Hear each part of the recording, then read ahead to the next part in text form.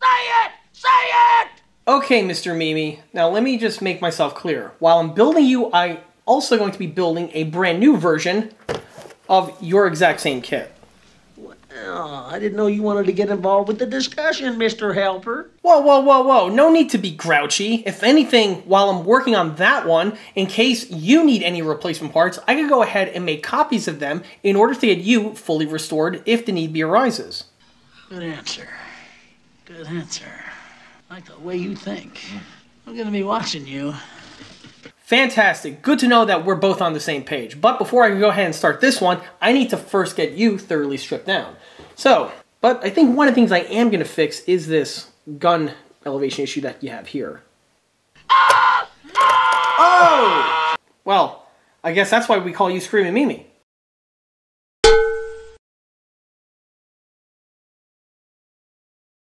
Hey everyone, this is John from EastCoastArmory.com, and I'm here today with another episode of Old Tank Repair. In this episode, the model in question is going to be a 1/32 scale Monogram M4A1 DV Sherman tank with the T34 Calliope multi-launch rocket system. This model here is built for my own personal collection and is not for sale and or purchase. However, like I often mention in these videos, I frequently take on commission build projects from models ranging between 1/35 scale and 1/6 scale. For availability and pricing information, that information would be best by contacting me through the email address listed below, which is info@eastcoastarmory.com. Like with many of the models in the OTR lineup, this one here was built by myself at a much younger age, where when it was completed, it wasn't exactly built properly, and as the years progressed, kind of fell into a bad state of disrepair.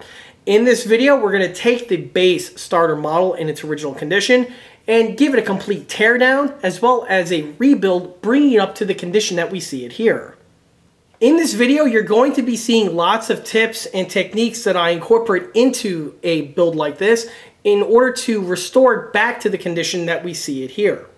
Because of all this information, this video is going to be a very long format video, so you may want to watch this video in several different sections, or you could possibly hit that little gear icon in the corner in order to speed it up.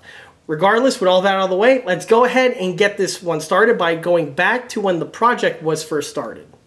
And here's the model at the start of the rebuild. Like I just mentioned, this model here is a 1/32 scale Monogram early production M4A1 Sherman with the T34 Calliope system, well, also known as the Screamin Mimi, particularly thanks to this particular kit that we have here. This model here I built back when I was about 13 years old during the summer of 1998, and it's really been sitting in this format ever since. Encountering one of these kits in the wild was actually something that was fairly unique because during this time, these kits here have been out of production for a number of years. The kits themselves originally were tooled up by Monogram in the mid-1970s and were in production up until the early 1980s timeframe when Monogram decided to cease production on these kits. Because of this, the only way you would be able to track one of these kits down would either be a new old stock item that would be tucked away in some small enclave at a hole-in-the-wall type hobby shop, or you would either see one at a flea market, but realistically you would probably track one down at a model show where the vendor's probably going to be charging vendor I know what I got prices. And during this time frame, the internet wasn't really a thing yet, or really it wasn't in my household, where my parents thought the only good thing the internet was for was to crank up your phone bill and also to possibly catch a computer virus, but that's neither here nor there. Because of all of these factors, tracking down one of these kits for me was next to impossible. So I just went ahead and filed this kit away as one of those grail kits that may turn up one day in the future at places unknown. So imagine my shock when one warm July Saturday afternoon, I went to the local hobby shop, just, out and about in town with my parents, and I found not one, but a stack of these Monogram Screamin Mimi Shermans. You see, unbeknownst to me, Monogram went ahead and reissued and re-released the M4A1 kit that we see here. These kits were fairly easily come by and were very affordable, being around $19 to $20 some odd dollars. As soon as I saw the kit, I instantly grabbed it from the pile, held on to it all the way until we got to the cashier, where he went ahead and rang us up, and I paid for the model with cash, to which then I sat in the car and eagerly looked forward to opening the box. And Once the contents were opened, I was very happy to see everything was as it should be for a vintage type kit. And the first thing I did when I got home, well, besides help my parents unload the car, was to run this into the workshop and begin the construction.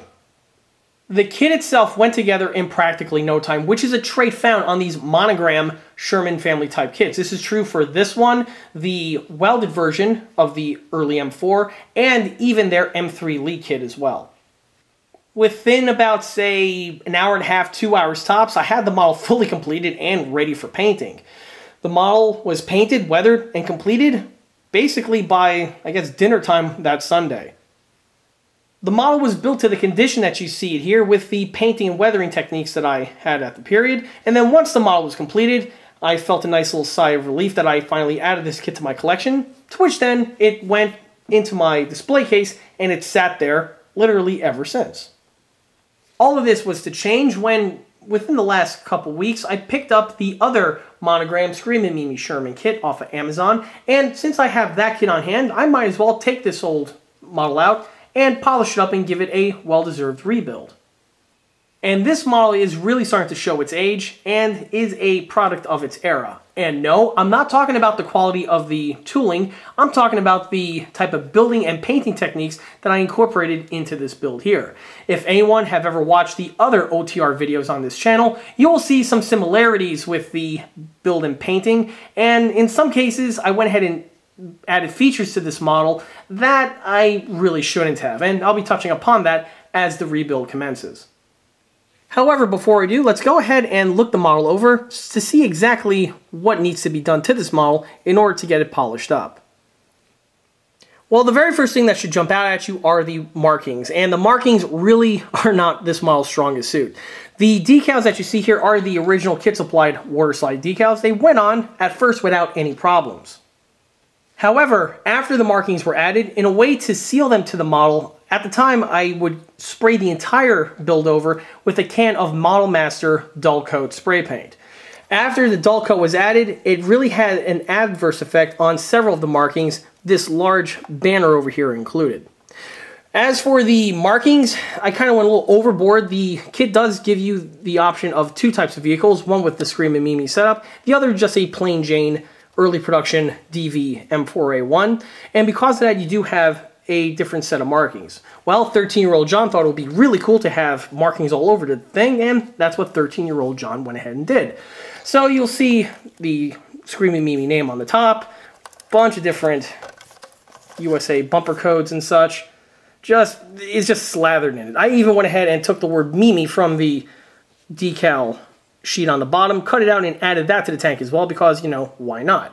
Aside from the decals, the next revision that I'm going to be making to this model involves reworking of the hull as well as the turret. If you look closely, you can easily see these pits that have been added to all of these surfaces. Obviously, the kit did not come in this format, and this is something that I added myself as a way to improve the kit. If anyone wants to know what the hell was I thinking, well, if anyone watched the first episode of Old Tank Repair, I go into that a little bit more depth. Basically, during the mid-1990s time frame, there was an article in Fine Scale Modeler magazine where an individual had a tutorial on how to add cast texturing to his models. And the way he would do it is he would take a Dremel with some kind of a chisel bit, and he would just run it and nick up the surface of the parts in question.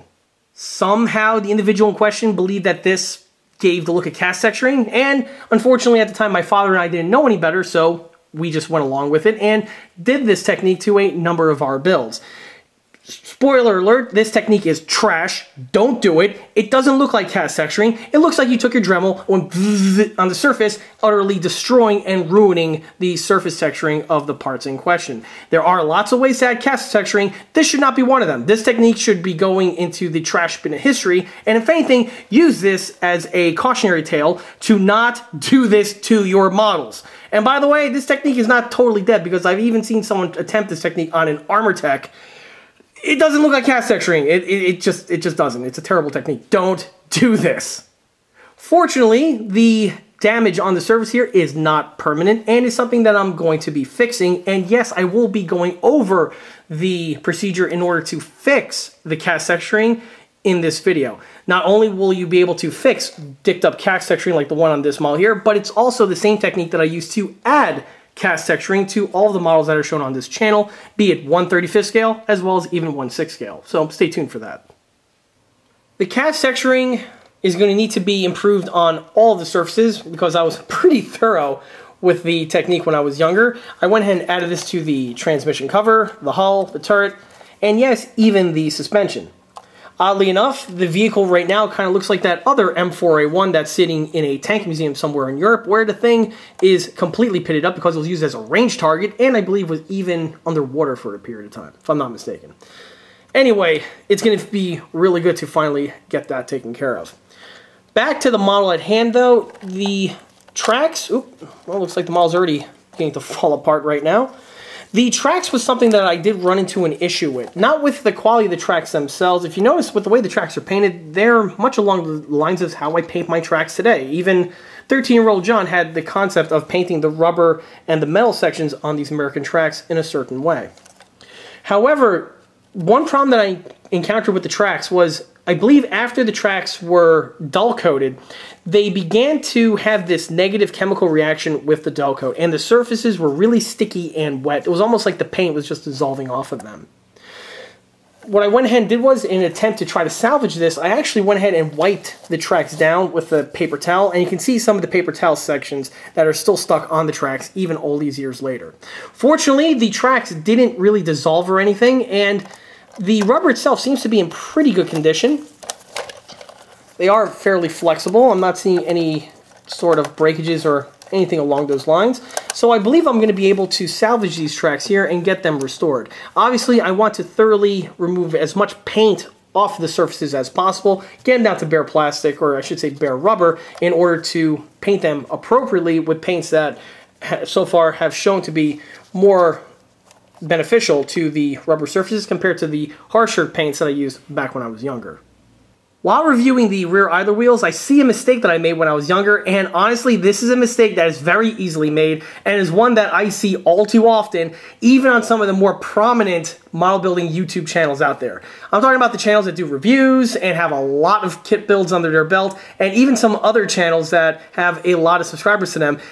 They do really good work, but a lot of times they'll make this mistake, and it's one that's very easily made, and it's one that hurts to look, and it's also easily avoided, and that's painting of the rim. You see, the VVSS Sherman, and this is true for not just the Sherman, but the M3 Lee as well, the rear idler wheels were never rubber rimmed. They were always steel. So painting them black like I did here, it's a sure bet way to hurt the look of your build. Keep that in mind. I'm going to be coming back to that as the video progresses. With the rear idler temporarily placed back on, I could also see I made the same mistake to the return rollers here, but I'll touch upon more of that later.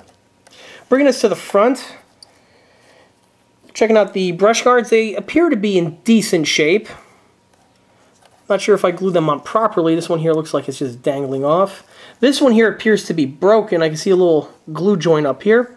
Perhaps this was something I repaired when I was younger. Hard to tell. It's been a long time since I touched this one. So we'll definitely be able to see this in more depth after the paint stripping process. One thing I want to point out is that the brush guards are one of those things that it's hit and miss if they survive the paint stripping process. It is a pretty evasive procedure, and most of the time the brush guards really don't hold up too well, but we'll see how this one turns out. If they break, however, this shouldn't be something that is too hard to track down and replace, either with some kind of a spare part, or I'll probably even use some kind of an aftermarket source. We'll see. One thing's for certain, the headlights are the kit originals, and I painted them horribly wrong. I just painted the whole thing with a slathering of white. Yeah, you don't want to do that. On the bow machine gun, it appears I tried to Dremel out the cooling shroud of the 1919. Pretty forward-thinking at the time. Not something I really do these days. I mean, I drill out the muzzle section, which I did, by the way, back then, but the cooling shrouds are something that I just leave with the molding and details. Downward, you can see some of the body work that needs to be done to the front transmission cover. Luckily, because these pieces are cast on the real tank, when I go over with the cast texturing repair, this should cake and cover up all of these problems, and we'll blend everything in thoroughly. On the lower rear section of the model, you can see the pepper pot exhaust as well as the open cavities here on top of the sponsons.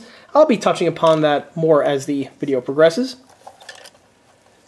Over here you can see the rear taillights.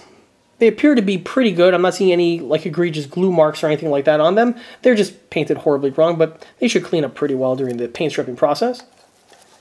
And this now takes to the grouser intakes. The grouser vents have a little piece of mesh that had been glued to them. Looks like 13-year-old John had that much of a foresight. But this is something I'm probably going to be revising, replacing this fiberglass mesh here with something more to scale. Probably like photo etch mesh or something along those lines. We'll see as the build goes on. Moving on takes us to the tools. These pieces here are all intact and need to be coming off in order to do the rebuild. Fortunately, I don't see them giving me much problems because just like with all the other older builds I've done during this era, this model here is entirely built using the Tester's red tube model glue. And since we're on this subject, I want to remind everyone to never use Tester's red tube model glue. This glue sucks. It's a low-end type of adhesive. This adhesive is just terrible in every respect. The glue itself is in a gel type format, and because of that, you will always end up over applying on the surface. You can get good to the point where you can add just enough, but you will always have some extra residue to contend with. With the way the glue is, if you try to wipe the material off, you'll end up needing to do extra body work because the glue starts dissolving the plastic upon its contact.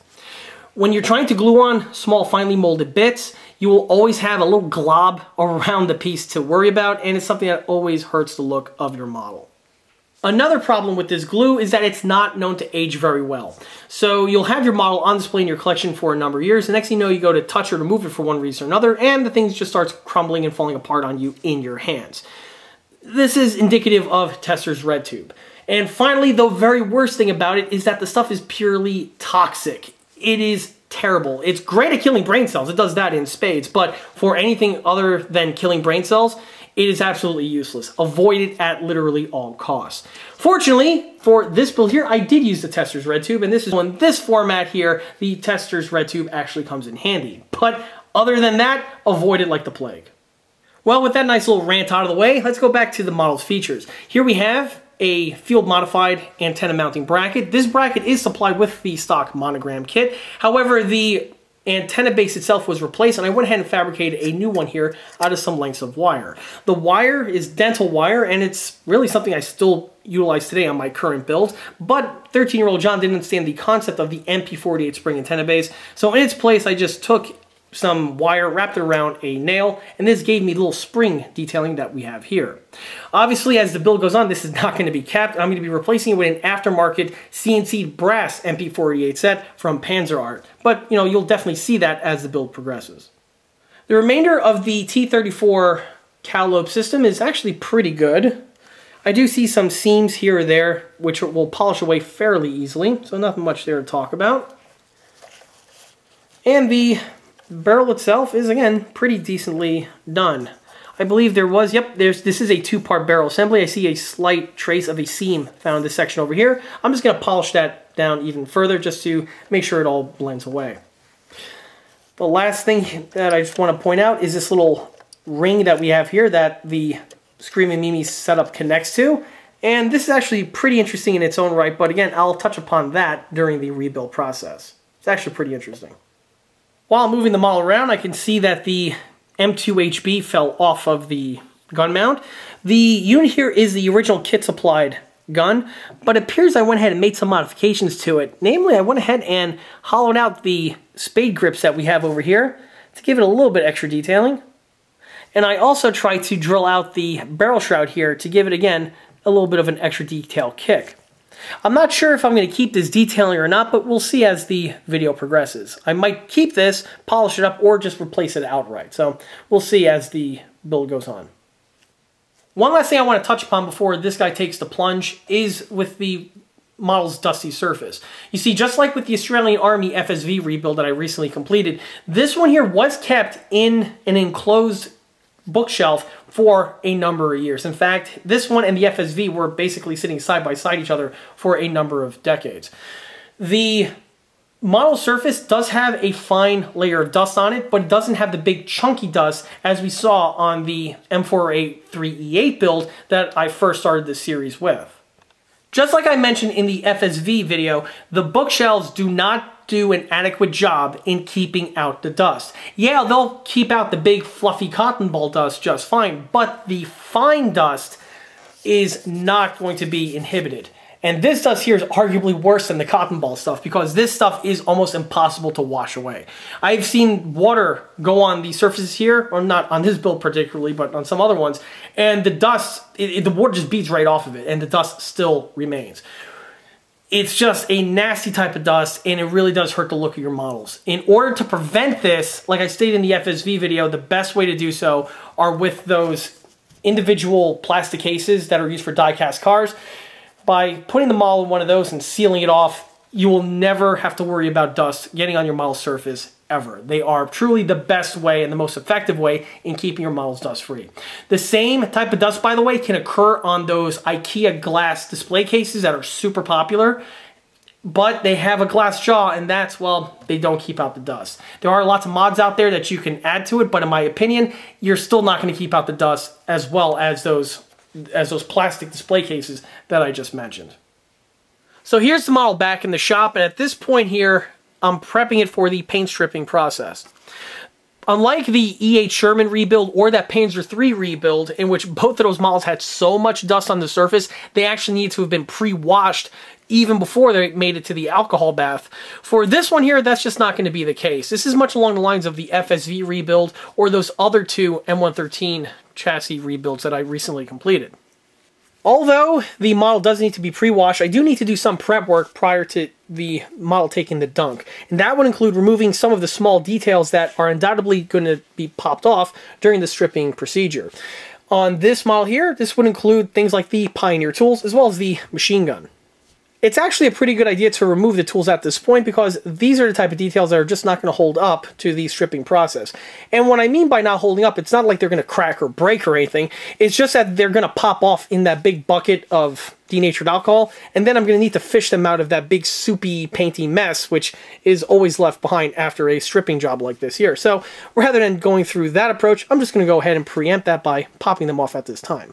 To do that, that's done with this X-Acto here, and I just... well, as you can see, the tool's already starting to give way, and that was just with my finger, not even with the use of a tool. And, well, looks like the tester's red tube effects are starting to finally come into light right now.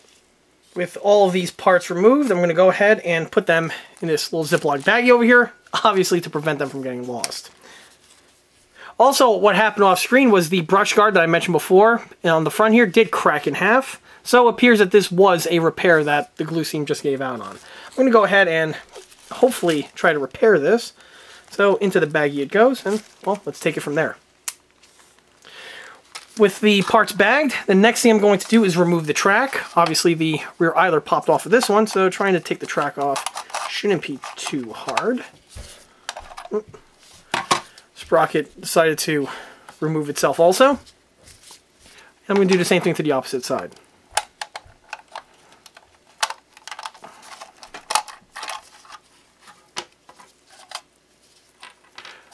Perfect. Well, with the tracks and the tools off, the next thing to do is to weigh the model down.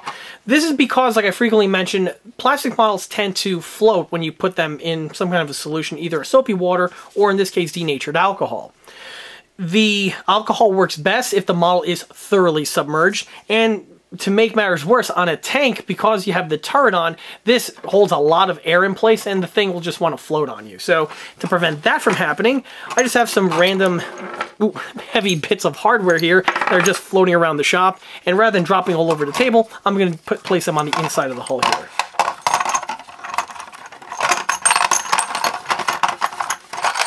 That should be more than enough for the job at hand. I'm just going to go ahead and seal this off. There we go. I'm going to rotate the turret around like that. Might be able to fit in the bucket better. Well, with the tank out of the way, the idlers and sprockets are going to be tied to a piece of wire. This will be able to hold them in place and prevent them from getting lost in that soupy solution once the stripping commences. Moving on to the tracks are also going to take a plunge into the denatured alcohol. However, I'm not sure if it's going to have too much of an effect on them. I recently completed another rebuild like this, and the tracks were painted in much the same way.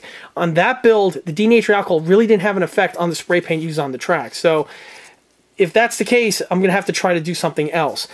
This model here will require the tracks to be thoroughly cleaned out because of the paint and the other chemicals that I mentioned before. And if that's the case and denatured alcohol doesn't work, I'm probably going to have to take and dump these into a bucket of mineral spirits. Not something I'm really looking forward to or that I want to do, but we'll see how the cookie crumbles on this one.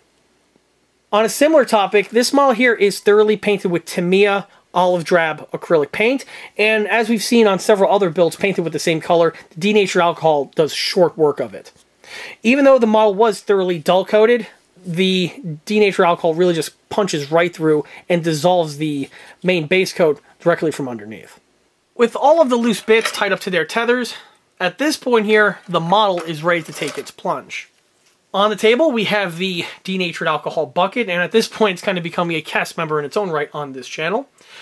The solution on the inside is pure denatured alcohol. No other additives are poured in order to create this solution. Basically, straight from the can, and you're ready to go.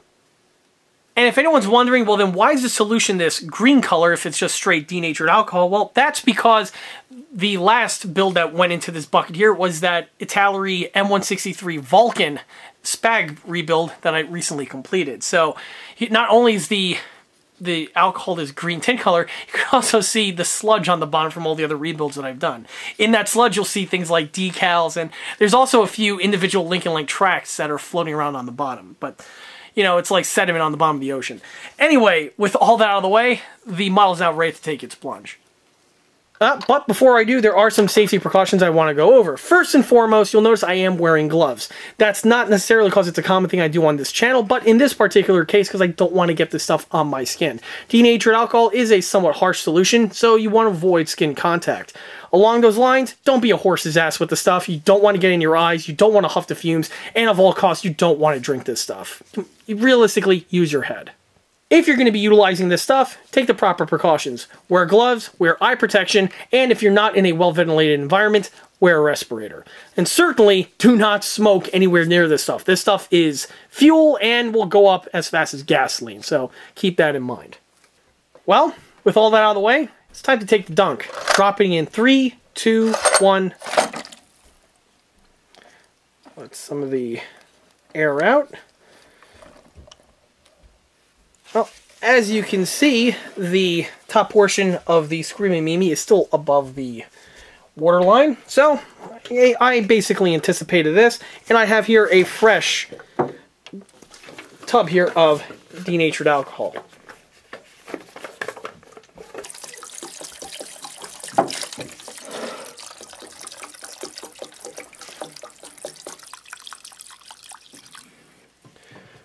Alright, now that the tub is topped off, the model is completely submerged, and at this point here, I could go ahead and add the other fittings. So, in go the sprockets and the idlers.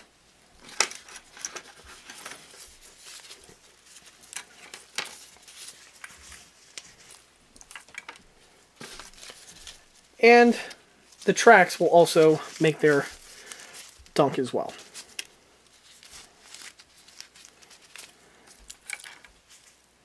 Perfect. Now that the model is fully submerged, at this point here there's nothing more to do than, well, let nature run its course and let the denatured alcohol do its thing. To do that, I'm just going to go ahead and thoroughly cap this bucket over here, because like I frequently mention, these buckets are the type of thing that are easily kicked, so aside from keeping it capped, I'm also going to be placing it in a far corner of the shop where it's not exactly in a high traffic area. 3 days later. Well, like hopefully the title card stated, this is about 3, maybe 4 days since the events of the previous scene, and the model has literally been sitting in this position, well, pretty much ever since I shot that clip. Well, let's go ahead and pop the lid open to see exactly what the condition of the model's like on the inside.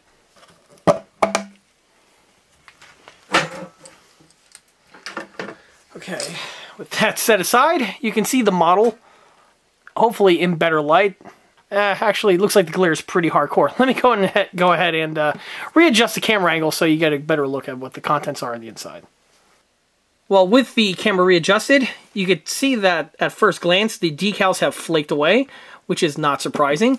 The paint itself, although the model has been sitting in the solution for as long as it has, you don't see any cracking or other type of deterioration on the surface. However, I'm pretty sure that's all to change the second I pull it out, and especially the second I start hitting it with this rough bristle paintbrush that I have over here.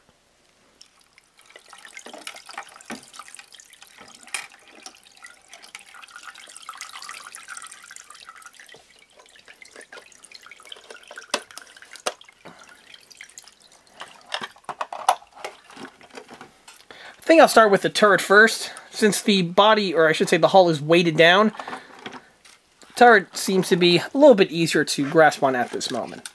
So let's go ahead and start scrubbing away.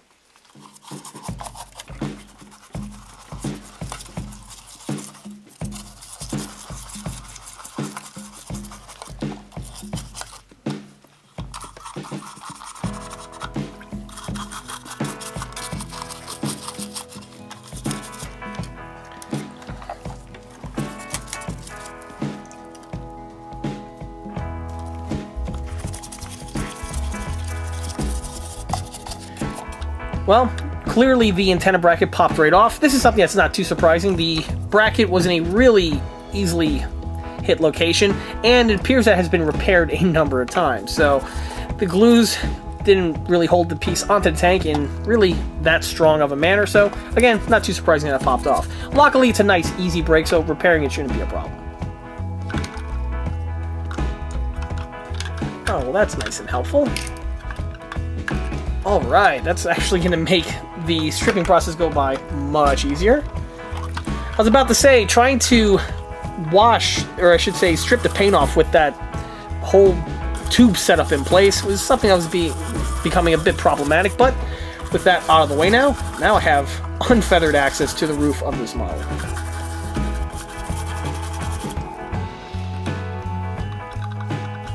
The gun's a bit loose. I don't know, we'll see if I might have to fix that. Oop, looks like the grab handle popped off. That's okay. Put it over there, and I'll be addressing that as the build continues.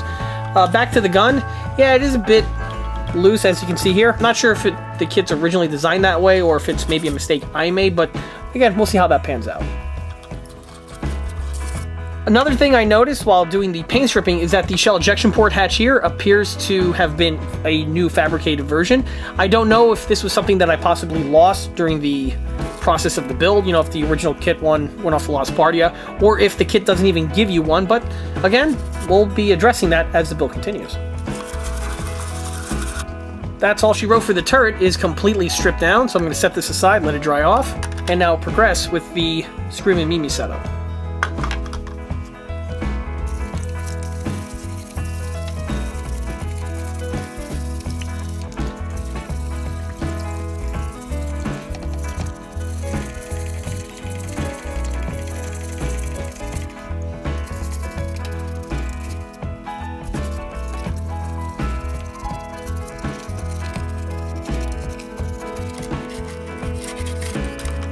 I really want to be very careful on this portion over here. Obviously, this little fret is very, very frail and can crack fairly easily. So I want to take my time and be very cautious during the paint stripping process on this location. Obviously, if this breaks, it's going to cause a bit of complications for the rest of the build. Fortunately, it does fold up pretty well. I don't know, I think I see a little peg here. Maybe it broke at one point when I was building and I fixed it. Hard to tell. I'll be able to look more into that as the build goes on.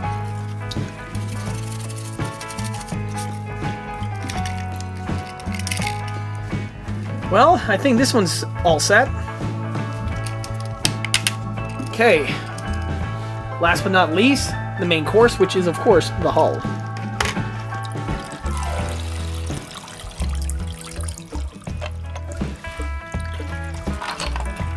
Don't think we need the weights in anymore, so let's go ahead and remove all those. All right.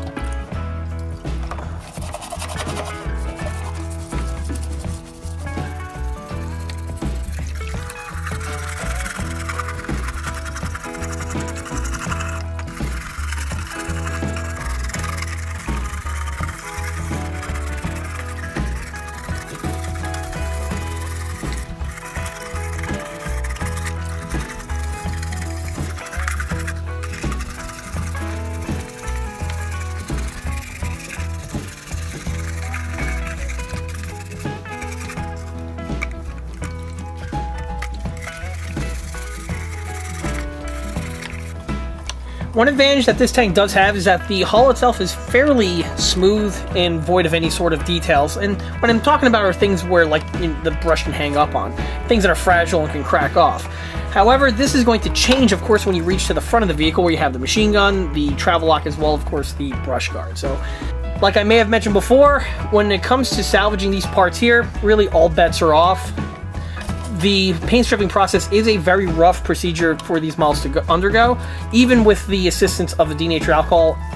When it comes to the brushing, you do have to scrub to get them off, and this is best done with a rough bristle brush like I'm using here. And when you're going over these surfaces and appendages, it's not uncommon for you to break them. So, like I stated before, basically all bets are off on whether or not these are going to survive, so we'll just play it by ear. When it comes to doing a procedure like this, it's one of those type of situations where you want to plan for the worst, but really hope for the best. Well, looks like we lost the travel lock. Have to fish that out later. Lost the one brush guard. It's in one piece. It was a nice clean break. We'll see if that will be able to be cleaned up.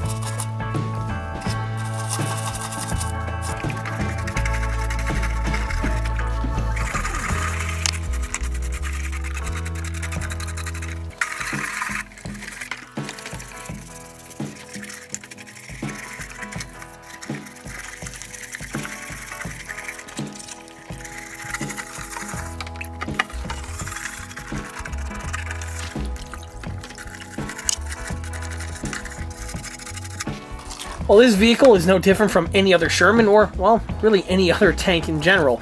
But specifically on the Sherman, getting access to the inner suspension over here is pretty difficult to get all the surfaces evenly and effortlessly. And this is true for not just paint removal, but just for adding the paint on in general. Which is why, if you're building a Sherman tank of any flavor, really any tank in general, you definitely want to pre-prime and paint the suspension components prior to the assembly of the model.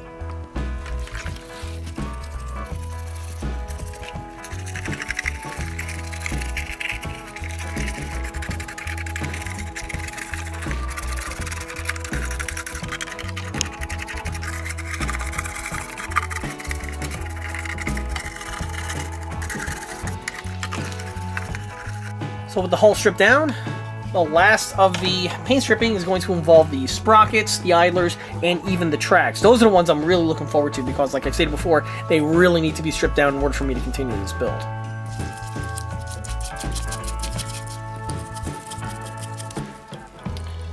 think I could take it off the wire at this point.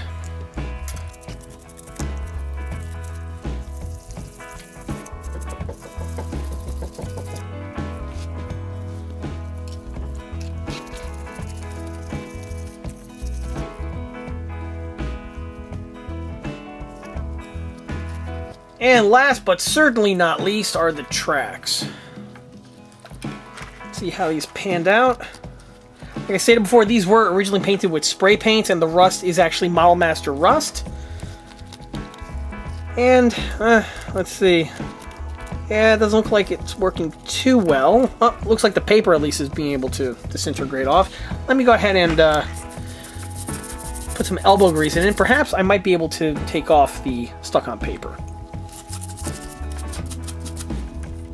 After allowing the model to sit and aerate out for a couple hours, once the surfaces are fully dried off, at this point here, we're now ready to start with the rebuilding process.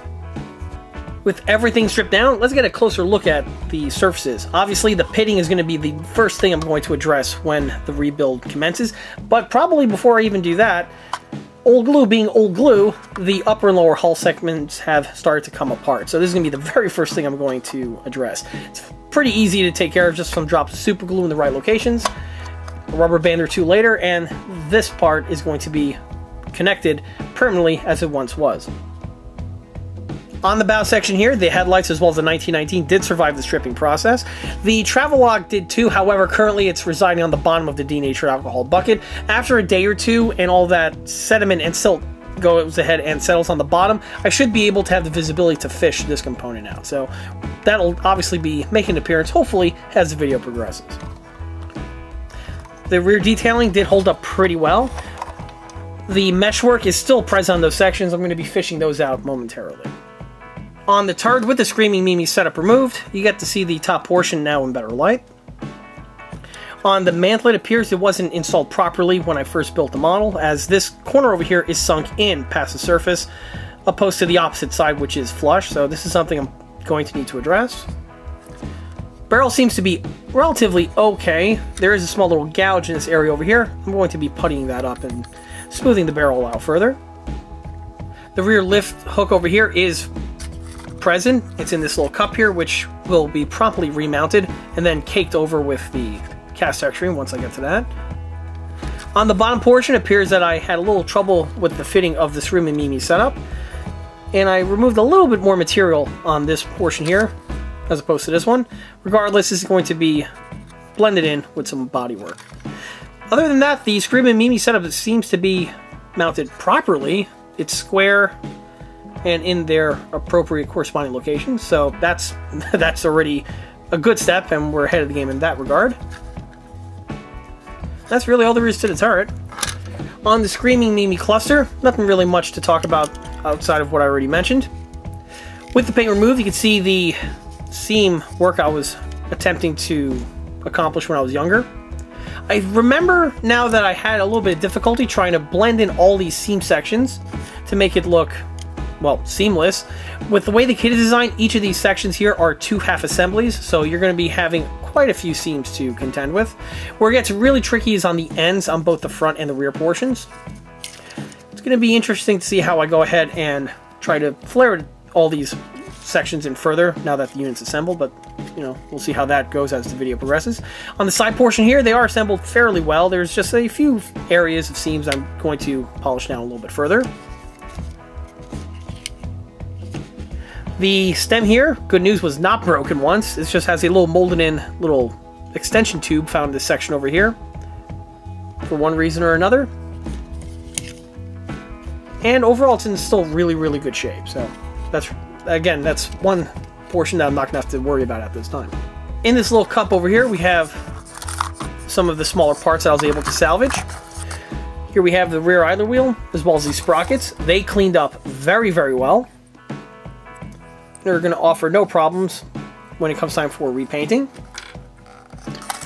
The remainder of the parts in here consist of the lift rings that I mentioned, the brush guard, which may or may not be salvaged depending on how the build goes, as well as that antenna base, or I should say the antenna base mount that I touched upon earlier. Also found are the little U-hooks that I plucked off during the paint stripping process. All are contained in this cup, and we'll see how they pan out. The last thing to mention are the tracks. Like I stated earlier, because of the paints that were used on the tracks being enamel and spray paint, the denatured alcohol wasn't going to have an effect on loosening the paint on these sections. However, the paper towel segments that were really chunky and really were ugly that I mentioned earlier were completely removed. So with those out of the way, I'm actually looking at the tracks now, and they appear to be in really good shape considering the condition they were originally. There are some areas where there's some clunky buildup on of one flavor or another. These are going to be just scraped away either with my fingernail or with an X-Acto knife, and I don't think the need to dunk these into turpentine are really necessary, so that's fantastic. From here, the tracks should literally just head off directly into paint and weathering.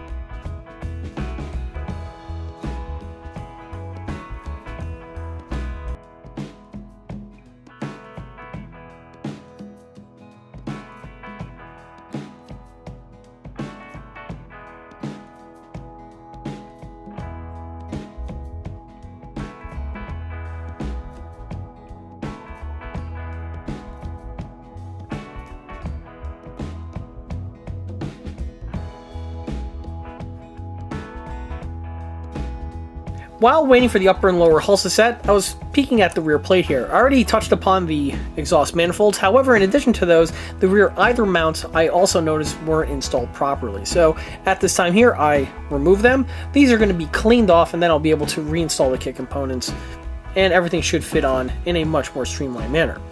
I also went ahead and was looking at the rear engine hatch door. I noticed that when I first built the model, I decided to add some well detailing to the hinge section that makes contact with the rear plate, as well as also the little hinge tab that makes contact with the engine hatch itself. And unfortunately, it's chewed up, and it's chewed up pretty bad. I'm not going to be able to salvage the stock hinges by cleaning them up. I have one or two options. The first option is I'm going to amputate just the hinge sections and try to refabricate them out of some lengths of styrene. This is something that may work. However, if I'm not able to salvage them for one reason or another, I have a backup plan where I actually have a replacement rear hatch from another pattern of Sherman, or it's the same pattern of Sherman, but it's from a different company. And if that happens, I'll just have to replace the entire hatch itself. So we'll see how that pans out. In order to do the removal process, I'm going to be utilizing the high-speed removal bit here, and it's of course going to be done with the Dremel. I may also utilize a router bit like this one here. These router bits I purchased from the vendor listed in the video description below, and it's one that I commonly reference in these videos. Not only do I get my router bits from him, but I also get my micro bits as well. The high-speed removal bits, these are commonly found in hardware stores, or you could possibly pick them up off of Amazon.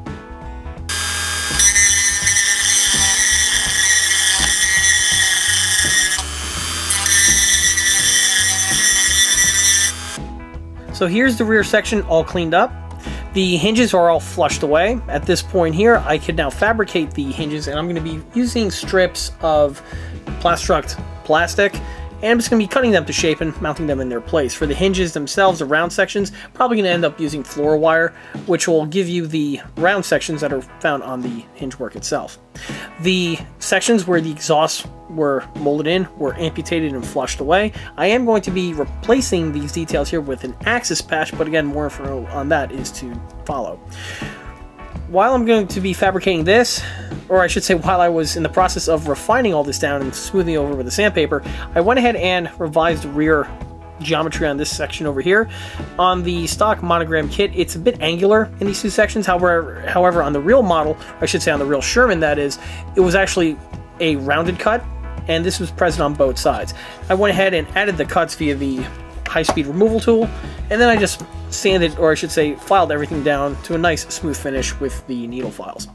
Along with that, the pitted texturing found on the surface over here was all, or I should say blended mostly away with some sandpaper, and this is now the perfect surface for me to apply the cast texturing, which will be done as soon as this area here is fully revised. Well, as the build keeps on churning along, you can see that I went ahead and fabricated off-screen the hinge mechanism.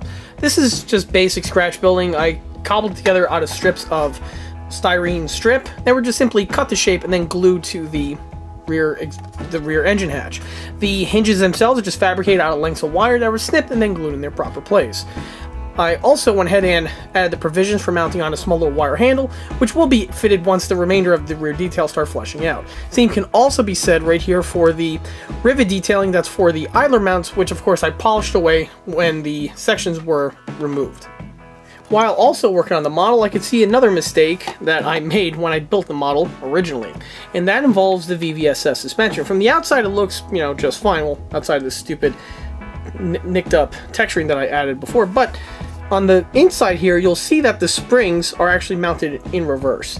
I don't remember if this was something that was discussed in the instructions, because this was done to every single suspension set on both sides. So I don't know if I accidentally misread the instructions or if I just straight up made the mistake. Regardless, they need to be repaired.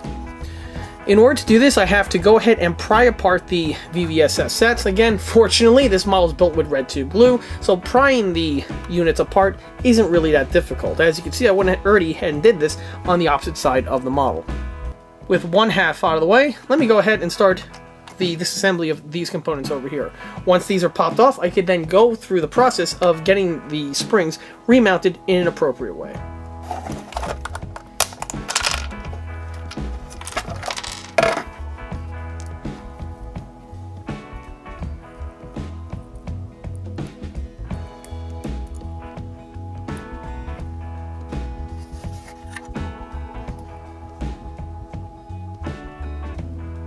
So with all of the housings now separated from the hull, I have the major components here spread out on the table. Here we have all the volute springs, and here we have the outer casings. All of the wheels are in this little cup over here, and there's no really any point having them screwed out on the table because they're intact and not really necessary at this time. These three suspension housings are in good shape. They have all of their inner detailing still present, namely the little roller peg that the wheel needs to be secured on. However, these three over here did suffer some damage during the removal. Note the little section that holds on the return roller. Two of them broke off completely, and the third one, the exterior portion is intact, but the interior section popped off. Fortunately, I have three of the parts right here, and these are going to be mounted immediately just to prevent them from getting lost, because pieces like this will easily get lost, and if they do, you're not exactly going to be able to fabricate this. So, outside of me making a mold, which is not something I really want to do at this time. So I'm just going to go ahead and get these repaired. For the spring housings, these are going to be polished up. I'm probably going to be keeping or possibly removing the little pegs that are found on the sides there in order for the unit to plug onto the tank. These might be salvaged depending on how good they are, or I just might amputate them off entirely, drill them out with a pin vise, and secure them on with wire. We'll see how that pans out, but for now, these three got to get repaired.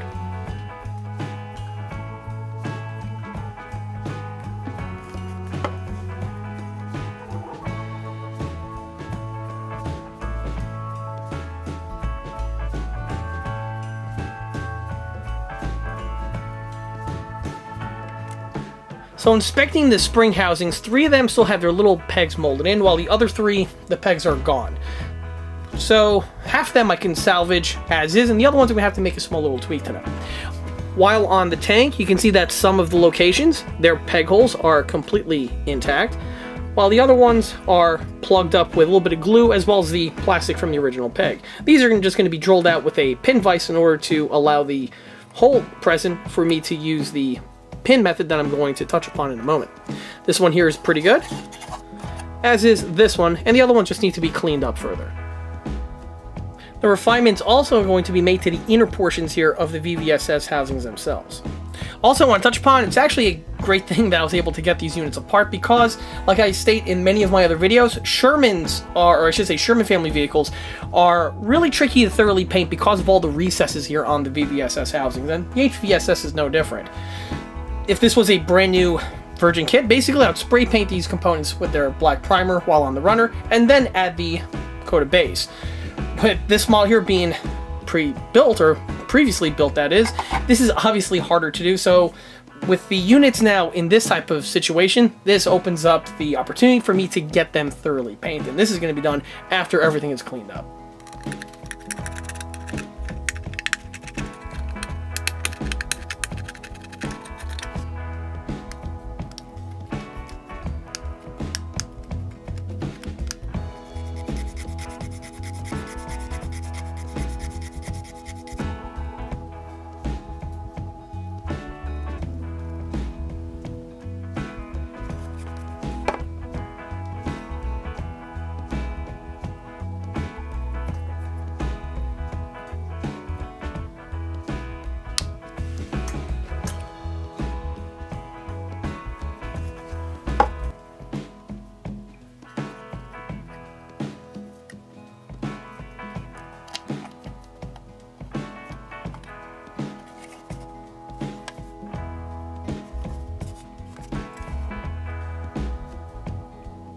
With the springs mounted back to the suspension sets in the correct direction, it's now time to focus on the sponsons. As you can see, I've already been polishing down these sections here with some fine sandpaper just to remove any sort of glue seams or marks, and in order to get a nice squared edge at this point here. I am going to add a little bit of red putty and sand this down prior to the addition of the main cast texturing, which is still to come. However, before I do that, I want to go ahead and address the rear section here of the hull. You see, this kit, just like with many other Sherman kits in the same scale, have a mistake with the way the sponsons made up with the lower. You'll notice that there's a big open cavity in this section here, and on the real vehicle, that's just not the case. This is, again, something that's commonly seen on many of the, I don't want to say some of the newer generation Sherman kits, they seem to have this ironed out, but many of the older legacy kits that are still on the market and are still still in production have this mistake that are carried over. On the Monogram kit here, this stems from the fact that the entire lower hull is actually from the Monogram M3 Elite kit, which of course was released around the exact same time. If you look carefully, you can even see the M3 Elite's upper hull section with the rivets and all. For the Sherman over here, it's actually not too much of a stretch because there were several very, very early renditions of the Sherman in this type of configuration with a riveted lower hull, but I'll touch upon more of that in the other Monogram Screamin Mimi video. However, for this one here, I'm going to go ahead and address these open areas of the sponson. On the Sherman, the sponsons ran throughout the entire length of the vehicle, and this one here is no different. In order to make this a little bit more accurate, all I'm going to do is I'm going to plug up these sections here with these components that I have here in my hand. These parts here are left over from a Dragon 1/35 scale M4A1 E8 build that I did a little while ago, and if anyone knows a thing or two about that, you'll know that the old school Dragon M4A1 kits are nothing more than recycled tooling from Italeri, and on the Italeri kit you have these sections here in order to give you the missing sections of the sponson that are found on the Italeri kit. If you're going with a welded hull vehicle, you're going to have these components as leftover amongst many other parts. So these parts here have been languishing in my spare parts bin for quite a while, so I think it's really appropriate for me to mount them on this model here. In order for me to do that, you'll notice that they basically are the same exact shape but are a bit on the long side. I'm going to go ahead and trim them so that they fit in this little area over here. I'm probably also going to glue a small little piece of angle plastic just so that these pieces have something to sit on. Once these are installed, I can then go ahead and square off the inside portion with another piece of styrene, thus sealing off the sponsons and giving the model a bit more accuracy.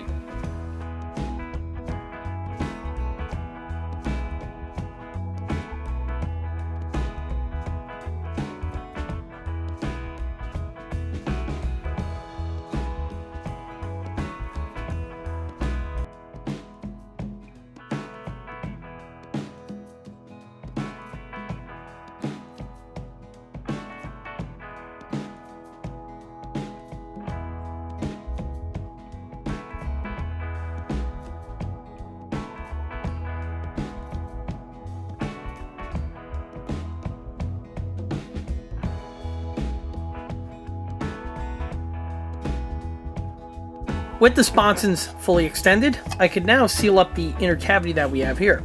To do that, I went ahead and fabricated off screen these two sections made from sheet styrene. They're shaped in a way that when they get fitted in place, they add the wall that we have here that's on the back. It seals up that little cavity, and most importantly is that this little section here is needed because you need to mount the air filter boxers to these two locations here. So now that you know what they are and why they're made, let me go ahead and get them fitted to the model. With the sidewalls added, you can see how the back is starting to transform and really beginning to take the shape of what's, well, a proper M4A1. From here, I'm going to jump to the bodywork sections that I mentioned before, flaring in the sponsons, getting rid of the seam, and also helping squaring them off.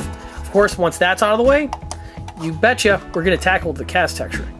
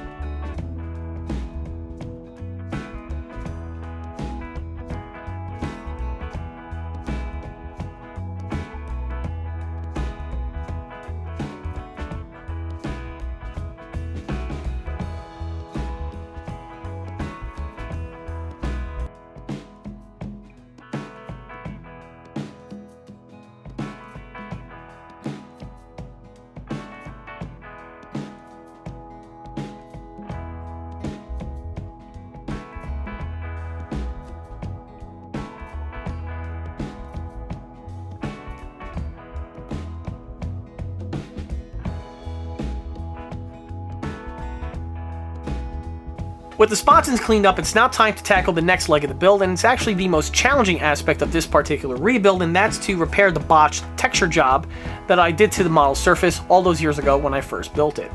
This is also a common question that I get asked on my videos, as well as also get asked in my email box, is exactly how do I achieve the cast texturing that are found on all of the models that are found on this channel, be it 1/35 scale or 1/6 scale. I have touched upon this in another OTR video, namely episode number 1, which was the M4A3E8, and for this video here I'm going to be utilizing the exact same technique for the exact same reason. Aside from repairing the botched texture job here, this is the exact same technique that I use to apply to flat surfaces on any model scale in order to achieve the cast texturing. So it's not just a repair technique, it's also one that I use if I'm working on pretty much any model. The same technique is used not only in any scale, but also on any medium, from plastic to resin to, well, metal.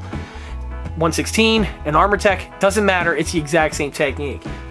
For the medium, I'm going to be using my red putty that I have here. This, of course, is the exact same material that I just showcased earlier that I used to complete the bodywork for the sponsons. It's also the same stuff that I use for the other bodywork applications that are found on the models on this channel.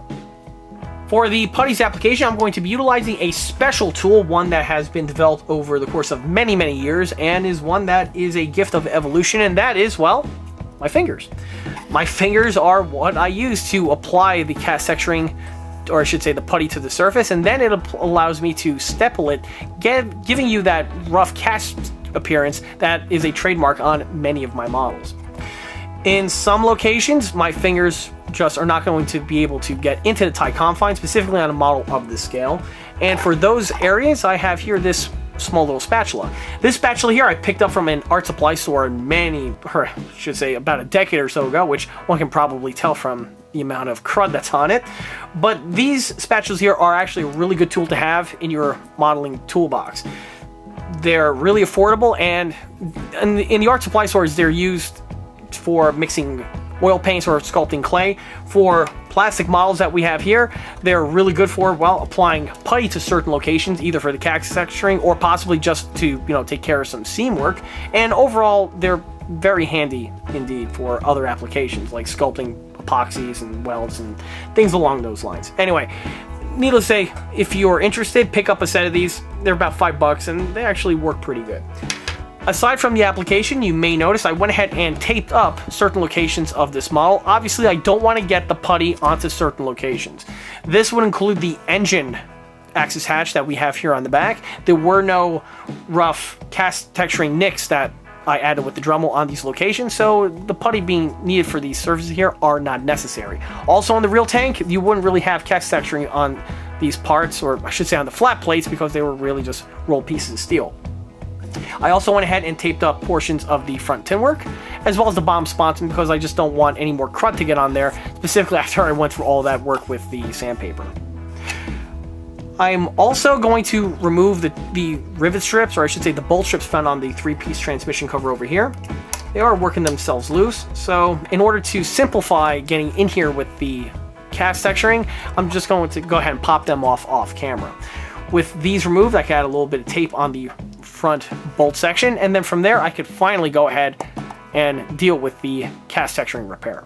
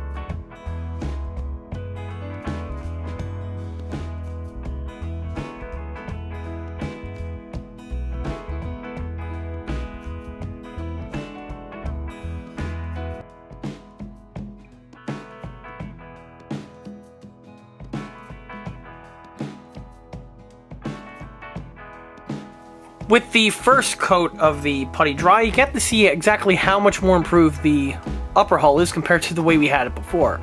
You can see that pretty much all of the pits have been removed, and the surface does have some pretty decent texturing on it. On some locations, it's a little bit rougher compared to others, and for this is where the cast texturing goes into its next phase, where I take some sandpaper and I just basically lightly go over certain areas that I think need to be addressed. This is completely subjective. This depends on the amount of clunk that's on the surface. Depending on the vehicle you're working on, this might be something that you might want, or it might be something you might want to subdue. If you're sanding off the material and you sand a little too much, no big deal, because then you could just go on with a second coat and you could possibly, again, just repeat those 2 steps until you have the texturing that you desire. On this model here, I may go ahead and add a second coat depending on how the refinement goes. Looking at the surface, I do see a few indications where the little pits are still remaining.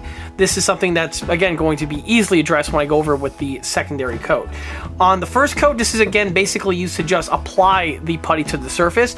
If you really want to add the texturing, this is where the second coat comes on, because I'm not really, applying it in a thick little layer. I'm actually just going on the surface and just steppling it with my hands.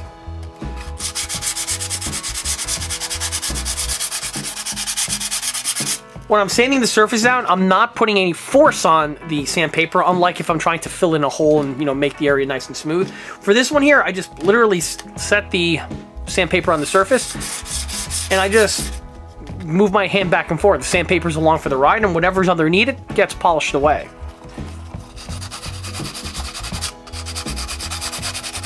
After a while, you'll get the knack where you could literally do this with your eyes closed.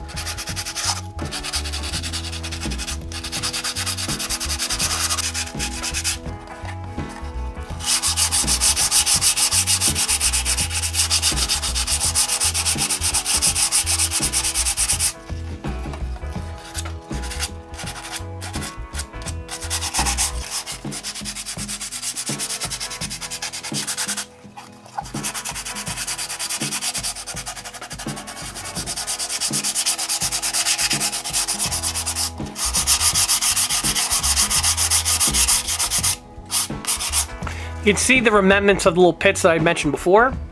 They're really subdued now, but as soon as I add the second coat to it, you're definitely going to not be able to see these little divots anymore. So that's one thing to pay attention to. Another thing I want to mention is that if you are building a fresh model, this is not going to be as necessary, because since the surface is already flat, you could basically just go directly to the steppling portion that I'm going to touch upon once the sanding is out of the way.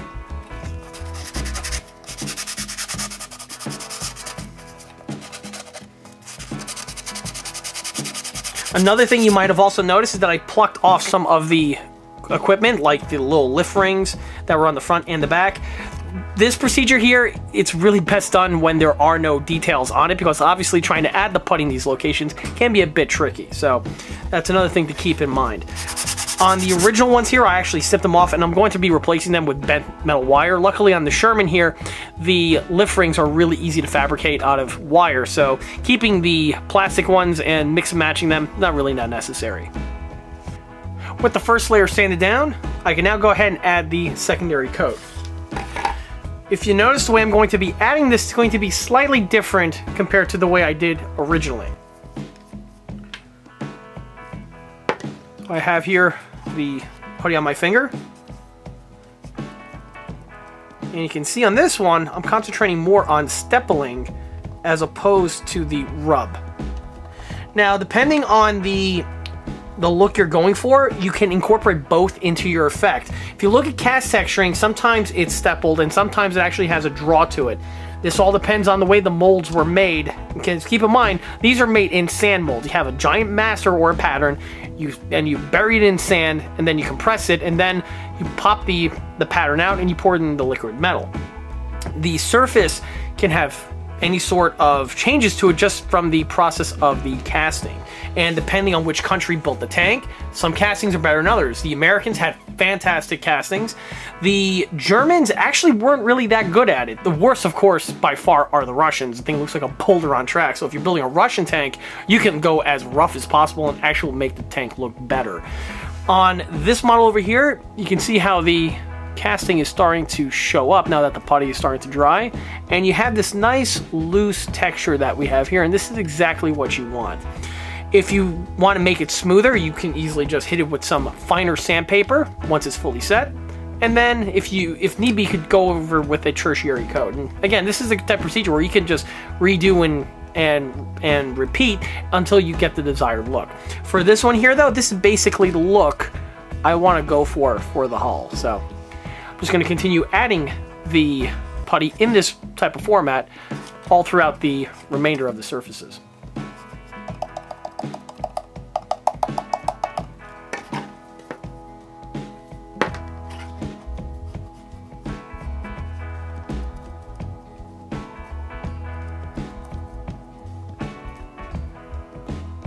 The amount of pressure you put on the putty too can also have an effect. And in case anyone's wondering, no, you are not going to get fingerprints on the model embedded in the putty. Just, I don't know, with the way it just works out when you're doing this technique. So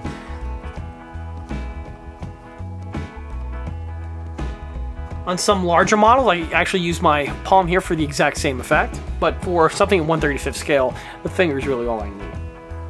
While doing the putty, I noticed that there was a wad of tape spooled up in this section over here, and because of that, the putty had this little blister. Well, fortunately, this is a really easy thing to address. All you gotta do is put an X-Acto, just chip away the glob, just like you see there, and then one quick pass with the texturing, and it should blend in absolutely seamlessly.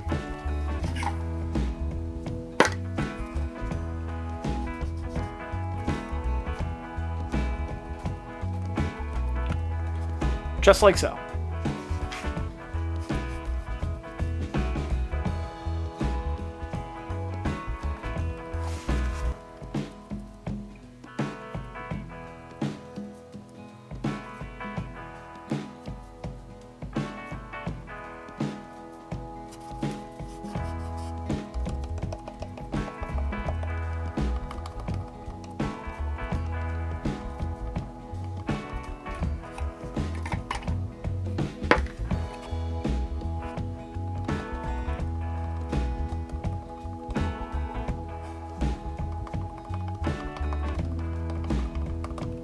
One other tip I want to point out is that if you're working in a closed confine with a lot of curvature like this portion over here, or even if you're working on a patch that's really close to another section that you just applied the texture to, you perhaps want to hold off, let the other section dry for a little bit before you go ahead and get back in here, because what will happen is that when the putty is drying, it has this little sweet spot where it can actually peel off and give results that are really less than desirable.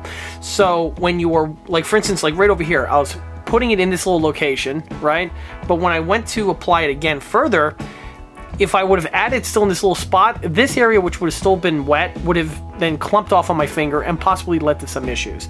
So at this point here, I'm just going to move on to a different portion of the hull. And then by the time I circle back around, the putty should be sufficiently set so that it won't peel off and allow the next layer to go on directly over it. One thing about the top coat is that because it's being applied in such a thin manner, it dries very, very quickly. Like within a matter of seconds quick. So it shouldn't take too long for you to be able to circle back around and get to the location that you want.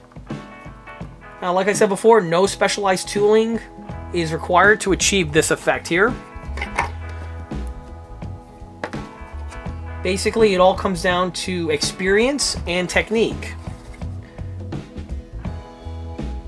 And granted, I have a lot of years of experience doing this because I basically perfected this technique when I was about 14, 15 years old or so. So I've been utilizing it for a very long time. The technique itself actually is a spin-off of another technique that I read about in, I believe, again, Fine Scale Modeler or a similar type magazine, where the individual used a procedure where it was similar to this, where he used the red glazing or spot putty for the texture, but for the actual texture itself, he used a piece of Brillo or steel wool, and basically he just, you know, touched it on the surface to get the effect. That will work too, but it will leave for a much rougher look compared to this effect. And when I was actually incorporating it with the other thing, and it was working, but it was a little too rough for my taste, I actually went ahead and just said screw it, and I just tried with my finger, and it came out perfect. And that's kind of how, like, the caveman invented fire type, you know, situation happened. And yeah, since then I could go as rough or as smooth with this technique as I desire. Like I stated before, the putty does not take too long for it to dry, and once it's set, you could start with the unmasking. So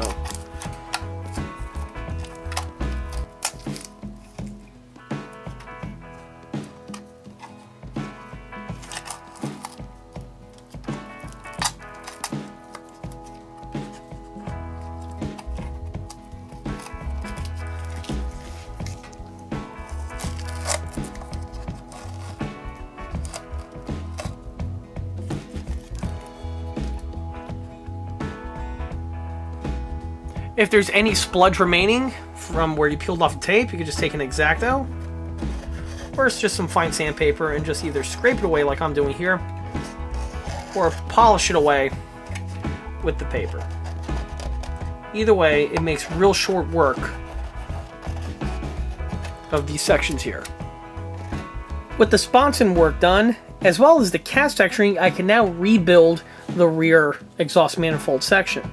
For this vehicle here, I'm going to make it one of those very early edition pressed steel Shermans that were then changed right after production to have the standard M4 pattern of exhaust manifold and air cleaner system. That's why I went ahead and added those fins to the rear portion that I mentioned before. But to add the detailing, I'm going to use this runner that we have here. This runner is from the same Dragon Easy 8 Sherman build that I mentioned earlier, and here we have all the components for these fittings. These two sections here are the exhaust manifolds, and these here are the box pattern of air filters. Of course, these are Italeri components, so assembly should be pretty straightforward. If anyone's ever built any of the Italeri Shermans before, you know exactly what you're in for. Basically, the bottom portion connects to this top tube over here, and then these little wing nuts then connect into their appropriate locations. Once everything is dry, they'll then be fitted to the vehicle. With getting both the exhaust and the air filter boxes out of the way, before I could add them to the vehicle, there's one more thing I needed to fabricate, and that is contained on this little fret that we have here. These items over here are designed to be a direct replacement for the stock units that are originally supplied with the Monogram M4A1 Sherman. Of course, the kit does give you those components that I touched upon earlier. However, like what was seen, these parts are a product of their time, and because of that, they are a bit simplistic on the detail end. Well, with this spread over here, you can see exactly how much they've been improved with the modern technology that went into designing of these two components. The components that you see here are 3D printed and are a new addition to my 1/35th scale product range, which is sold on my Shapeways store. Unlike the other products that are sold on the East Coast Armory catalog, where those items are either 1/16 or 1/6 scale, obviously 1/35th scale is outside of that range, so rather than having them listed with the other products, these are listed on my Shapeways store, which have items that are miscellaneous in scale, like there's several other parts in 135, as well as also in 148. The link is listed below in the video description. These components here are made out of HD 3D printings, so they have all of the intricate detailing integrally printed on, specifically on the pepper pot system. You can see all the fastener details, the inset here found on the exhaust elbow, as well as the perforations found on the can setup. You'll notice that the exhaust vents are in two separate sizes. You have the larger pattern on the top and the smaller ones on the bottom. This detailing was lifted directly off of a couple real examples that I personally have photographs of in my image library. Like I touched on before, the Monogram M4A1 is a very unique rendition of the M4 Sherman family because that Monogram basically rendered this vehicle as a very early and rare version of this pattern of tank. You see, when the M4A1 first entered in production, the company that was producing them were still tooled up to produce the M3 Lee. So when the vehicles entered in production, they kept the exact same exhaust manifold setup from the M3, and that's what we have right over here. Well, shortly after a number of these units entered into production and were fielded, the Army got wind of this and they went ahead and told the company to cut it out because the Army already had the design established for what the exhaust system was to be on this pattern of vehicle, namely with those two large air filtration boxes and the gooseneck type exhaust. When the company was ordered by the Army to change production, they went ahead and did that, but because they already had the holes in the hull to fit on the pepper pot system, they went ahead and needed to correct that. So they just took a round steel plate and they welded it over the portion where the exhaust manifold would have fit originally. These vehicles then entered into production and they had the remainder of the fittings that are seen on the standard M4 Sherman, namely the exhaust and the air filtration system. However, for this build, like I stated before, I'm not going to be using the pepper box type system. In fact, this model is going to be replicating an M4A1 that was corrected and revised at the factory. To do that, I needed to have those two plates. Well, since I already designed the set, I might as well include the option for the closed off system, and that's what we have here. The system is a round circle that has its well detailing integrally molded, or I should say printed on, so that the installation is very simple. You just snip it off the sprue here, glue it to the rear of your model, and you're good to go. Of course, these components will work on any Monogram M4A1, from the original ones that were released back in the 1970s to the various re-releases of this exact same kit, like the one that is going to be showcased in the other model showcase video, which again is in the pipeline. Along with the Monogram M4A1, I'm pretty sure that these units will also be compatible with the Monogram M3 Lee, but something like this I'll be able to know by the other M4A1 video, so stay tuned for that. And here's the rear hull now with all of the rear detailing added. Note the meshwork. The meshwork is some photo etch mesh that I've had on hand, and I went ahead and cut it to shape in order to simulate the detailing of the meshwork, which would be found on the rear portion of the Sherman. On the real tank, this is all that's what separates the engine compartment from the exterior portion of the vehicle. The two exhaust manifolds just simply poke through the meshwork into this little cubby over here, and this is where the exhaust would then exit outward into the environment. On some later versions of the M4A1, they would have this flip-up deflector grill, which would be a thinner type grill, which is typically found like on vehicles like the M4A3, but on the M4A1, it would connect from this point and connect basically around this portion here of the lower hull. But that's something that was developed later on. For this early vehicle, that wouldn't be necessary.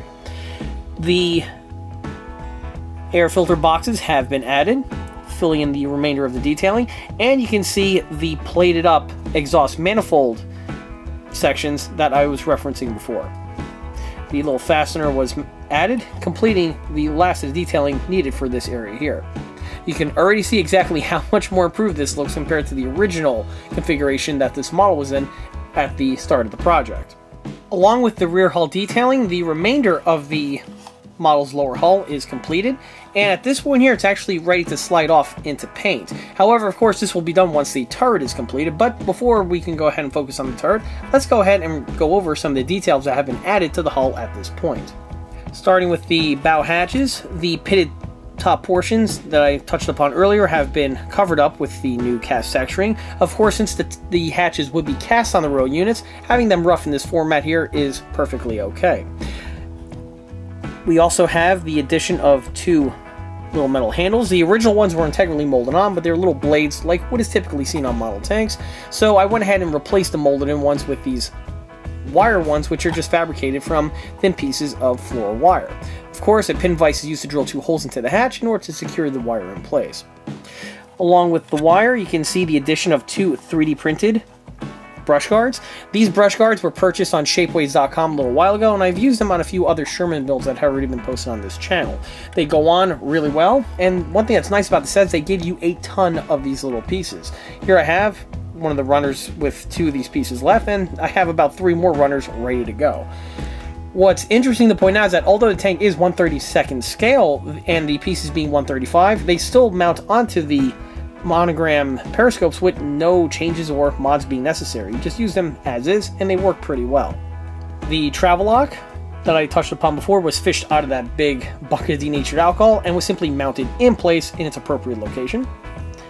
And this takes us to this front air blower that we have here, which is a distinctive feature found on these early production M4A1s. The blower was originally supplied with the kit and was integrally molded into the tooling of the upper hull, if I'm not mistaken. However, during the casting procedure, it didn't survive and it was really clunked up with some putty work. So rather than trying to clean it up and polish it, which I probably could have done, it was easier for me to just amputate it completely and replace it with a new unit. This new unit here is an Italeri piece, and like I stated before, if you built a number of the Italeri M4 Shermans or even many of the Dragon M4 Shermans, you're going to have a bunch of these pieces just floating around your spare parts bin. So rather than having it languish away and me trying to clean up the one that was pre-existing, it was easier for me just to amputate it and, well, dig it out of the spare parts bin and drop it in place. As you can see, the detailing looks absolutely perfect, and it's probably better than the kit original, because at least this one here, you have that nice little gap, which would be present on the real unit in order for air to get pumped into the vehicle. Like I stated before, the grab handles did not survive the casting procedure, so new ones were fabricated in place. Luckily on the Sherman, they're really easy to make, specifically in 1/35th scale, being bent pieces of wire. By the way, if you are working on a Sherman and you crack and need to replace one of the grab handles, at that point you might as well replace all 4 of them, just so that everything looks concise with each other. Otherwise it will stand out compared to the original plastic one. So that's a quick tip on modeling the Sherman. Like I said before, they're just floor wire. I bend them to the appropriate shape, I drilled new holes into the hull, and then the units just plug directly in place. While on the note of floor wire, I went ahead and fabricated the tarpaulin ring that we have here. This was absent on the stock Monogram kit. Keep in mind, on the Sherman that's depicted by the Monogram kit, it's such an early production unit that many of the first production batches that rolled off the production line didn't necessarily have this unit fitted in place, so it's not necessarily an inaccuracy. However, in my opinion, it's a bit of detailing that really enhances the front of the Sherman, and it's kind of one of those iconic bits of detailing that would be appropriate, of course, for this vehicle. So a new one was fabricated and mounted in place. The machine gun ball, the original one was not salvaged. I went ahead and replaced it with this one here, and this is actually made from 2 pieces. The ball itself is a spare unit from the old M&P models M50 Israeli Sherman that I built a number of years ago. If we can recall from that video, I used a different machine gun that I had on hand, so the original M&P one went into the spare parts bin. I dug it out for this build over here. The ball itself was pretty decent, however the 1919 barrel was a bit chunky, which is why I didn't use it originally. So for this one, I snipped off the gun and I went ahead and replaced it with this cast resin M1919 barrel that I have on hand. And like I said in the other Sherman build video, I have a mold that has a bunch of these, you know, common Sherman parts on them that typically are broken, or they will be found broken on many of the old rebuilds that I have in, you know, floating around. So it just was used exactly for this purpose. And of course I went ahead and drilled out the muzzle end, which is, you know, customary on my builds. From the machine gun takes us to the bow headlights. These are also new resin castings. The original ones could have been salvaged, but rather than going through the time and effort in order to do that, I just simply swapped them out entirely. These ones here are resin castings. Again, I made a mold of a Dragon set of headlights a number of years ago, and for this exact same purpose. They just drop directly in place, and no other work is necessary. The brush guards are not the original ones. They were not salvaged, or I should say one of them was not able to be salvaged, and since one was busted, just like with the lift rings, they both needed to go. Luckily, I had a set on hand. These are another spare from the M&P models M50 Sherman. It was on the same runner as the 1919. I basically just used them as is with all the kit supplied parts. They're a bit on the chunkier end, admittedly. However, they are more than suffice for the task at hand. Of course, being an ECA Sherman, I went ahead and mounted little canisters, which would be found on the brush guards. As I frequently mentioned, this would be for the little plunger that would be used to plug up the headlight hole when the headlight was not in place. Finally, on the front here, we have the fender mounts. The fender mounts are made from thin pieces of aluminum, basically soda can metal. These are just bent to shape and then glued in the appropriate locations, giving you that much needed detailing, which is typically absent on many of the 135 and, in this case, 132nd scale Sherman tank kits that are on the market. Moving towards the back, you can see the meshwork for the grousier storage area. This is the same photo etch mesh that I mentioned earlier for the grillwork, and these were simply just cut the shape and mounted in place. Well, with the hull, of course, all done, let's go ahead and turn our attention to the turret. As you can see, the turret has already proceeded by leaps and bounds compared to the last time we saw it.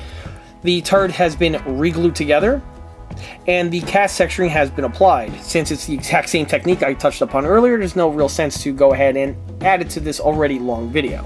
But of course, it was using the exact same techniques.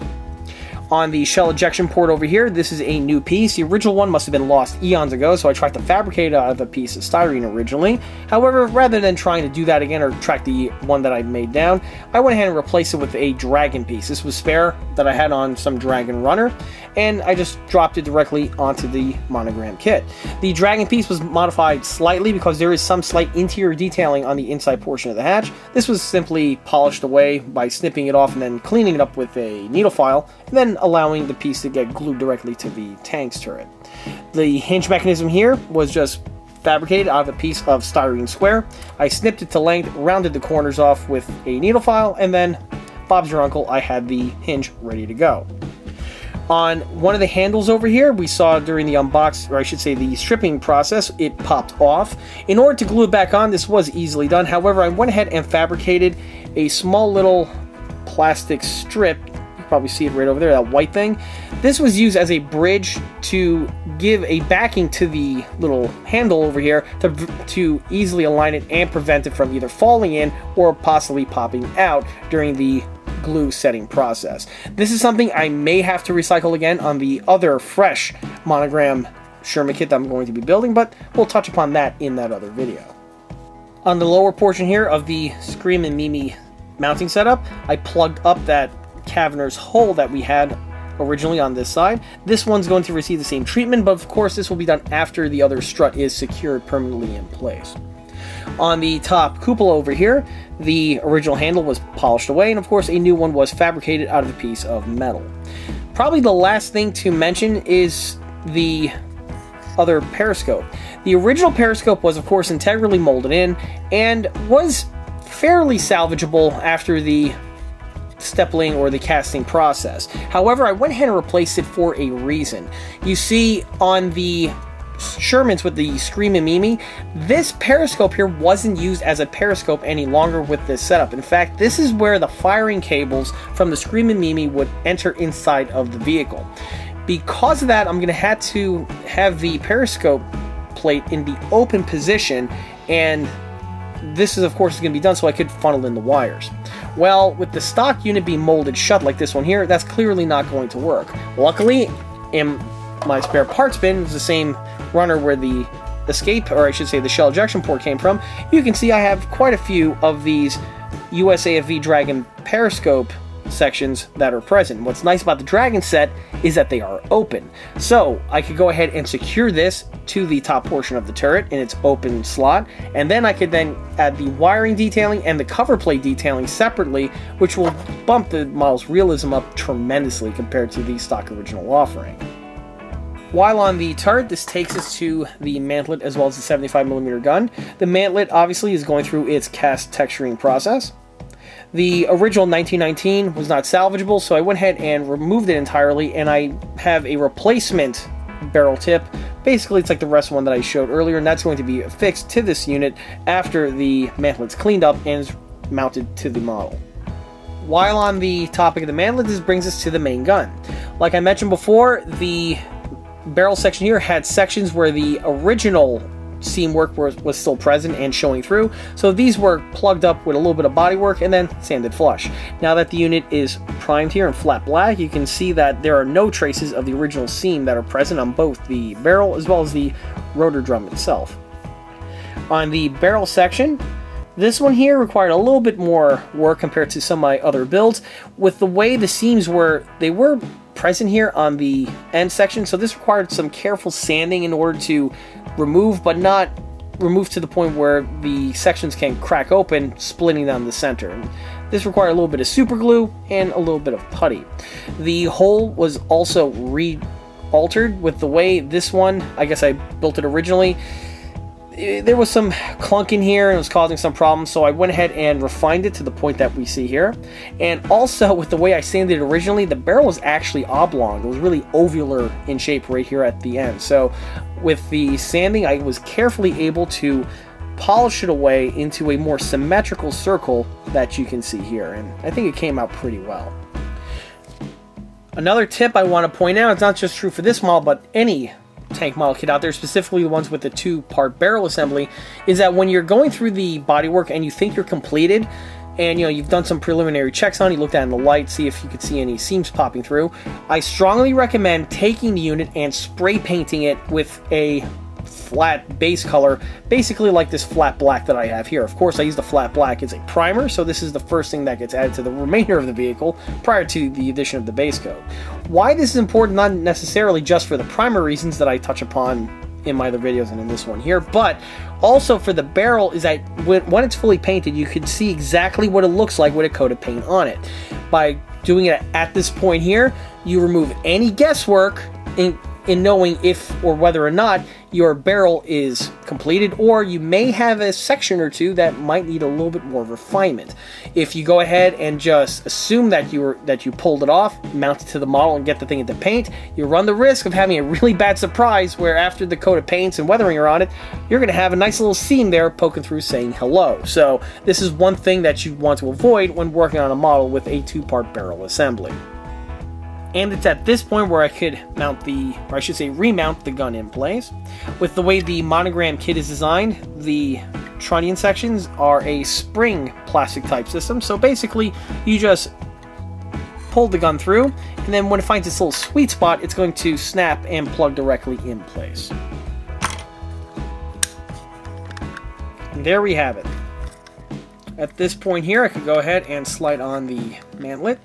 But before I go ahead and add any glues on, I'm actually going to prime and paint the rotor section here of the turret, as well as the inside portion of the mantlet, for reasons that should be pretty obvious, because once these are fitted, you're not going to get any paint in there, and of course you run the risk of having some bare plastic sections that are going to be remaining even after the tank is fully painted and weathered. While working on the mantlet, this brings us to this component over here, and this is actually one of the more unique aspects to this kit, because this little component here is what connects the main gun system to the Calliope's elevation system.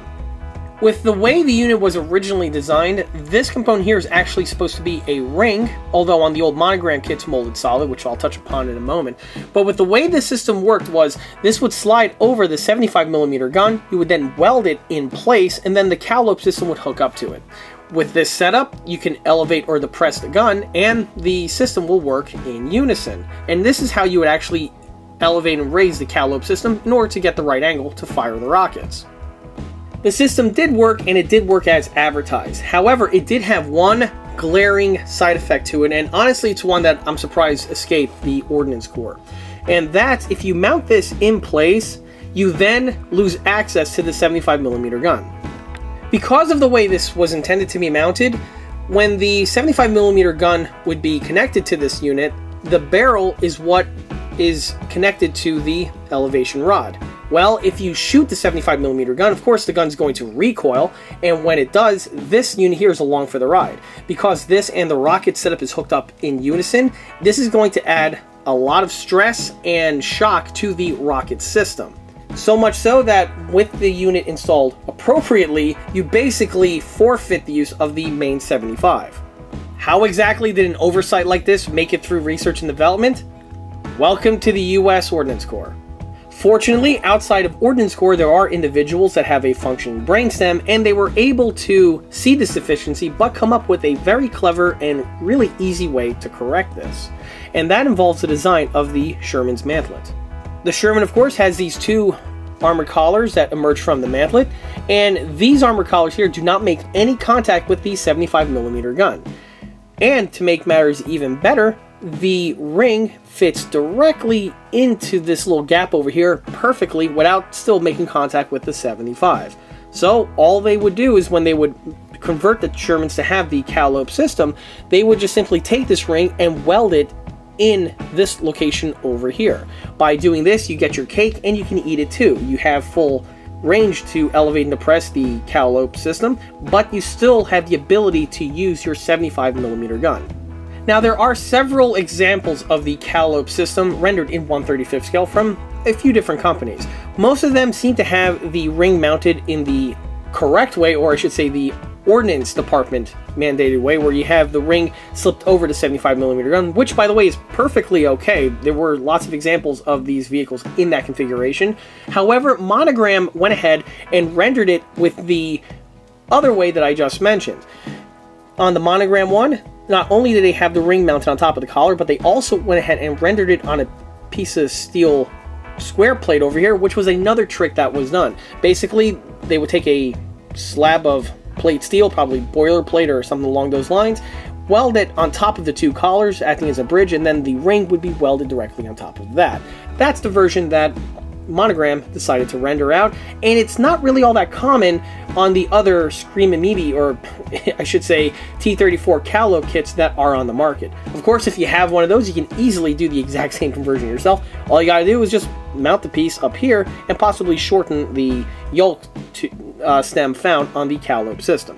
So with that out of the way, I'm going to go ahead now and drill this portion out, making it the ring setup, which is what would be found on the real unit. Of course, the Monogram kit has this molded solid, and this is something that needs to be addressed in order to bump up the accuracy on this model. In addition to that, you can see there's some glue found in this section over here, and this of course is going to be polished away to a nice smooth surface, so when it gets mounted in place, it looks more representable. The last leg of this build is going to consist, of course, of the Calliope system, and this is actually going to be the trickiest and most difficult part of this entire rebuild. The reason why it's going to be tricky is because of the seam removal being necessary. Basically, just like what is seen on the gun barrel, where you have a two-piece assembly and there's going to be a seam to contend with, the Screamin Mimi setup does have this exact same construction method, although what makes it a little bit trickier is that unlike a gun barrel where it's just one tube that you're dealing with, for the Screamin Mimi it's obviously multiplied because every single one of these tubes have a seam of one sort or another in order to contend with. I already started going through adding the bodywork, or the red putty I should say, in the locations that the seams were really noticeable on. On a few of these locations I had some gouges in the plastic, probably when I was deburring the sprues all those years ago. I may have taken a little bit too much material off a piece or two, and so these of course are going to have to be filled in and sanded flush. On top of that, there are also some thin seam lines that are just present from where the two halves connected to each other. But to make matters a little bit more tricky, on the mounts, or I should say on the front and rear sections, you have some more seams to deal with because every one of these tubes, of course, is cut in half due to the way they were originally molded. So obviously, there's going to be a lot of seam work that needs to be contended with this setup that we have here. Also, I want to point out that this isn't just true for the Monogram version of the T34 Calliope kit, but also for the other renditions that are on the market in 1/35 scale. And after a little bit of work, which would include addition of super glue and red putty, polishing, and then repeating those two steps over and over again, here we have the rocket assembly, which should hopefully be ready for painting. I'm about to take the unit outdoors in order to get everything fully primed and flat black for the same reason that I mentioned before with the gun barrel. But so far, I'm thinking everything looks pretty good. The most challenging aspect were twofold. First, like I said before, those little seams on all the little tubes that we have over here. When I first built the model, I had the same issue that I needed to correct, only back then I didn't really know how to address it, so I basically just took green putty and just smeared it on these locations, and then with a needle file, I guess I tried to clean it out, and it didn't really work all that well back then. Fast forward a number of decades, when I'm tackling this issue for the second time, this time I went ahead and used the thick super glue over here, and I put a little dot on every single one of these locations that the seam was present on. Once the super glue was fully set, with the fine sandpaper, which was my 400 grit that I have over here, I was able to go ahead and polish everything down to the format that we see here, and so far this looks like it worked pretty well. In addition to that, with a round needle file, I went ahead and cleaned up all these sections over here where not only was there the super glue from the procedure that I just did, but also some of them still had the green putty clunked up in there from when I first built the model all those years ago. Tackling the front portions was relatively straightforward. However, the back required a little bit more finesse. You see, on the back portions, I had to do the exact same procedure for the same reasons that I just mentioned before. However, to make things a little bit trickier on the back end, we have these little molded in electrode details that are present, and these cannot be sanded flush. In order to polish everything away, I basically took the sandpaper and I folded it in the shape of a square, and this allowed me to get the leverage in order to apply the pressure to sand down and polish down what needed to be done, but it rode in between these electrodes over here, kind of like a rail, so that prevented any sort of extra sanding to occur on those sections. The next area that was really tricky to get into were the seams found on these two sections on the lower tier, but also on the inside portion here of the channel for the elevation yoke. The recesses are so tight to get into these areas that basically I found the best results with using a round needle file, and I just basically use a orbital motion in order to just polish everything as smooth as I possibly can. So much so that I recommend, if anyone's working on any sort of Calliope or Screamin Mimi type kit out there and running into this situation, it's best to polish away these seams prior to mounting them to the bed frame that we have here. By polishing everything separately, this is a great way to make sure that the seams are thoroughly removed, so you don't have to worry about the headaches like I ran into on this old restoration that I have right here. After a little bit of work, here goes the turret towards the end of the rebuilding process. You can see the details that were added, like the brush guard, as well as the periscope mount that I mentioned before. Some other details to point out are the hole on the back portion here of the antenna well, which is a common, actually it's a mandatory bit of detailing found on these Sherman tanks. Also, you can see the antenna bracket has been remounted to the turret. This is the kit original one. It was salvaged and mounted back into its appropriate location. However, for the antenna detailing itself, I went ahead and used a Panzer Art 1/35 scale brass CNC MP48 spring antenna base. I've utilized this bit of equipment on several other builds that have been showcased on this channel, and for good reason. These components are awesome. They are exquisitely made, they do the job absolutely perfectly, and basically, in my opinion, are the best static 1/35 scale rendition of the MP48 I've ever seen. There are some other ones out there that have an actual spring on the bottom portion. Those are very nicely done, but for a basic 1/35 scale tank that you just need to have the antenna in the upright position, the Panzer Art one is more than up to task. These units I picked up off of eBay. They are getting a little bit, I should say, not rarer, but a little bit trickier to track down than they were a number of years ago. However, if you do have the opportunity to pick up a set, I strongly recommend doing it. They come in a pack of 3, so with one pack you have enough to outfit basically 3 American tanks. Also included, but not shown here right now, is the antenna wire that comes out of it. And it's just, again, it's highly recommended. I couldn't give any more praise for these units. Some of the last details that I still need to add to this turret here involve the drainage wells that are found right here on the back portion of the air blower, as well as probably one of the most important, which is the extra antenna base mount, which would have been found in this portion here of the turret. It looks like a little square and has this little plate with bolts on. It's a very distinctive piece found on Sherman tanks, but on the Monogram kit the piece is missing. Although this turret is a very early rendition of the Sherman 75mm turret, it would have still had that bit of equipment found in the location that I just mentioned. To fabricate this, I'm going to be doing it in a slightly different format. Yes, I could go ahead and cobble together a little piece of plastic square or resin square, mount it in place, and then try to detail it from there. However, trying to get those small little bolt detailing found on that top plate is going to be something that's way too hard for me to do with the tooling that I have. So, luckily, I have a spare Sherman turret over here, and what I'm going to do is I'm going to go ahead and amputate this. Now, I'm just pulling your leg, guys. That's not going to happen. What I'm actually going to do is I'm going to make a temporary mold of this little bit of detailing so I can cast it and then just drop it directly into place on the Monogram Sherman. The technique that I'm going to be using to make the mold is a technique called clay molding. I believe I may have touched upon this in an earlier OTR video, but in case I haven't, what clay molding is, you take a ball of plasticine clay like this, or possibly even Play-Doh, and just stamp it or press it onto the object that you want to duplicate. You then pop the piece off, and then in the clay you will have an impression of the item in question. From there, you just set it aside, you put a drop of resin on the inside, and once the resin sets, it should mold to the shape that was pressed into the clay. And take the piece out, wash it in some turpentine, and then voila, you now have your replacement part.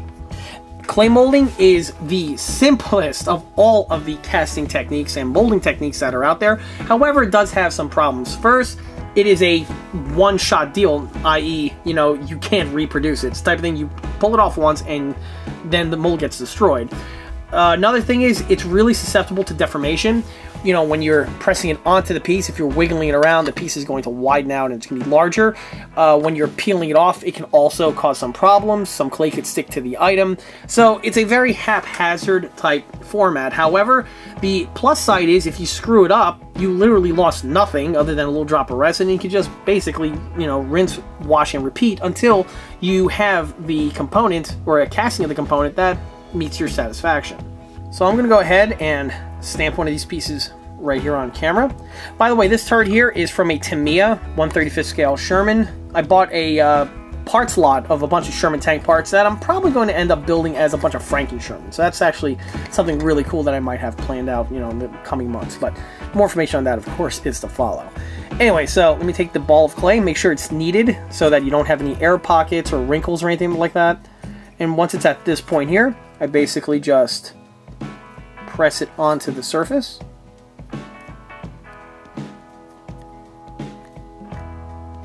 And then once it's pressed on, just wiggle it a little bit. And there we go. There goes the impression in the clay. It looks pretty good. I'm not seeing any real bad deformation or any sort of parts, or I should say clay that ripped off of the key important areas. So that's perfect. From here, I'm going to go ahead and set it aside. I'm going to put a little drop of resin in there, cast it, and then hopefully, once everything is washed away, I could go ahead and have an acceptable casting, which I could drop directly into place. And after a little while, here goes the clay mold that I stamped before, and the casting has been poured. So, with the resin fully set, let's go ahead and peel this off, so we could go ahead and extract the part in question. And after not a whole lot of time, you can see how the piece cleans up, and from here I could refine it a little bit further, removing some of the extra pouring slag. And then this can be mounted to the rear of the turret, and then we're all set. After a little bit of fiddling here and there, the turret is, at this point, fully completed and is ready for painting. If you look at the back bustle here, you can see that resin part that I just casted. After a little bit of cleanup, like I stated before, it then drops directly into place in its appropriate location. With the addition of this little piece here, it really fills in and completes the look for this low bustle M4 Sherman turret. The only other thing I mentioned, or I should mention, is that I drilled a small little hole in here with a pin vise. This small little hole would be found on the real units as well, and was a simple addition made with a pin vise. Moving up takes us to the antenna base. This piece here replicates the lower portion of the MP4A1, which is, from what I found on a period photograph, is what would be found in this location here, basically as a place filler, and then the wire would come out of here, run across to the actual MP4A1, which was used for the antenna purposes. The piece itself I turned out of a piece of resin on the lathe to the appropriate shape, then just mounted it directly to this location. On the commander's cupola, I actually had a mistake in the previous scenes concerning this part here, and that was with the orientation of the hatch The hatches themselves were mounted in reverse, where I had the periscope version on this side and the other one on the opposite, and that's not the case. On the split ring cupola, it would be in this type of format that we see here. Also, on the front portion, you'll notice I added this little shark fin piece. This is actually a vane sight, much along the lines of the other vane sight that I'm going to touch upon in a moment. On many early examples of the Sherman, they had 2 vane sights present, and the reason for this was, well, like I've stated on many of my videos, these Commander's cupolas were actually fully revolving, and you can rotate it 360 degrees. And so because of this feature, they decided to have a small little vane sight in this section over here in case the Commander had the cupola at a different angle, and he could use the vane sight for that purpose. On the topic of the vane sight, this being an early pattern Sherman, it would have the shark fin pattern, and the unit here is scratchable out of a couple pieces of sheet styrene. The thicker one, which would be found on the casting itself, and then the thinner piece would be sheet metal, would be bolted on the real unit, but in 1/35 scale. The way I have it here is, or I should say 1/32 scale, with the way I have it here, it's more than suffice for the job at hand. One other bit of detailing that I want to mention at this point involves this little component that we have here. This here is a 1/35 scale Browning AN M250 50 caliber machine gun. This little component here is a 3D printed set. I purchased it a little while ago. I actually used one of these machine guns on the M4A3E8 rebuild project that I completed a little while ago. And since I had this one running around loose, I might as well go ahead and incorporate it on this build. It's a unique version of the M2. Typically, the standard M2 HB would be mounted to a Sherman tank like this. However, it's not uncommon to see vehicles with a smattering of machine guns once they actually entered in theater. What's unique about this setup is that this contains the M23 cradle, which would be the cradle that an M250 caliber would be mounted on in order to be vehicle mounted. This set here was purchased from shapeways.com. I have the link listed in the description below, and these sets here are really recommended because they are very nicely detailed. I believe the same individual also has a standard M2HB 50 caliber in the M23 cradle, but for this one here I'm going to roll with a slightly unique variant, being the AN M250. Only now it has been fully assembled. The unit goes together extremely easily. You just have to be very cautious with a pair of clean cut snips in order to de-sprue the piece off of that elegant little cage that this thing was printed in. And if you're careful enough, you should be able to remove and extract the components without any problems. A needle file is then used for the remainder of the deburring process. Again, you want to be very careful. This resin material that the HD material stuff is in is very detailed, but it is a bit on the frail and fragile end, so you do want to take your time and take some care with this. However, once the piece is fully deburred and assembled, it makes for an exquisite example of an M2, or in this case, an AN M250. The pieces drops directly onto the Commander's cupola with no mods being necessary. Once everything is painted and weathered, it will then just be mounted permanently in place. Well, from here the model can slide off into paint. The very first thing that I'm going to do, of course, is to get everything thoroughly primed with a coat of flat black spray paint, and then from there I could go ahead and start adding the base coat. While on that note, one thing that I also touched upon, or I forgot to mention earlier, was that even on the VVSS housings, I went ahead and added the cast section because, like I stated before, when I built this model, I was really thorough with that Dremel etching that I touched upon earlier. So the VVSS housings were also covered in the cast texturing in order to correct that botched texture job that I, again, did all those years ago. So from here, I'm going to go ahead, I'm going to mask up the inside portions, and this fellow here is going to slide off into primer. Well, with the model now fully primed, at this point here we're ready to paint. A couple things I want to mention, or I should say a couple improvements that have been made since the previous scene. First, on the turret, I went ahead and added that little notch that's found right here on the bottom portion. What this little notch is on the real Sherman, this here is how you would take the turret off, or I should say the turret ring off of the vehicle.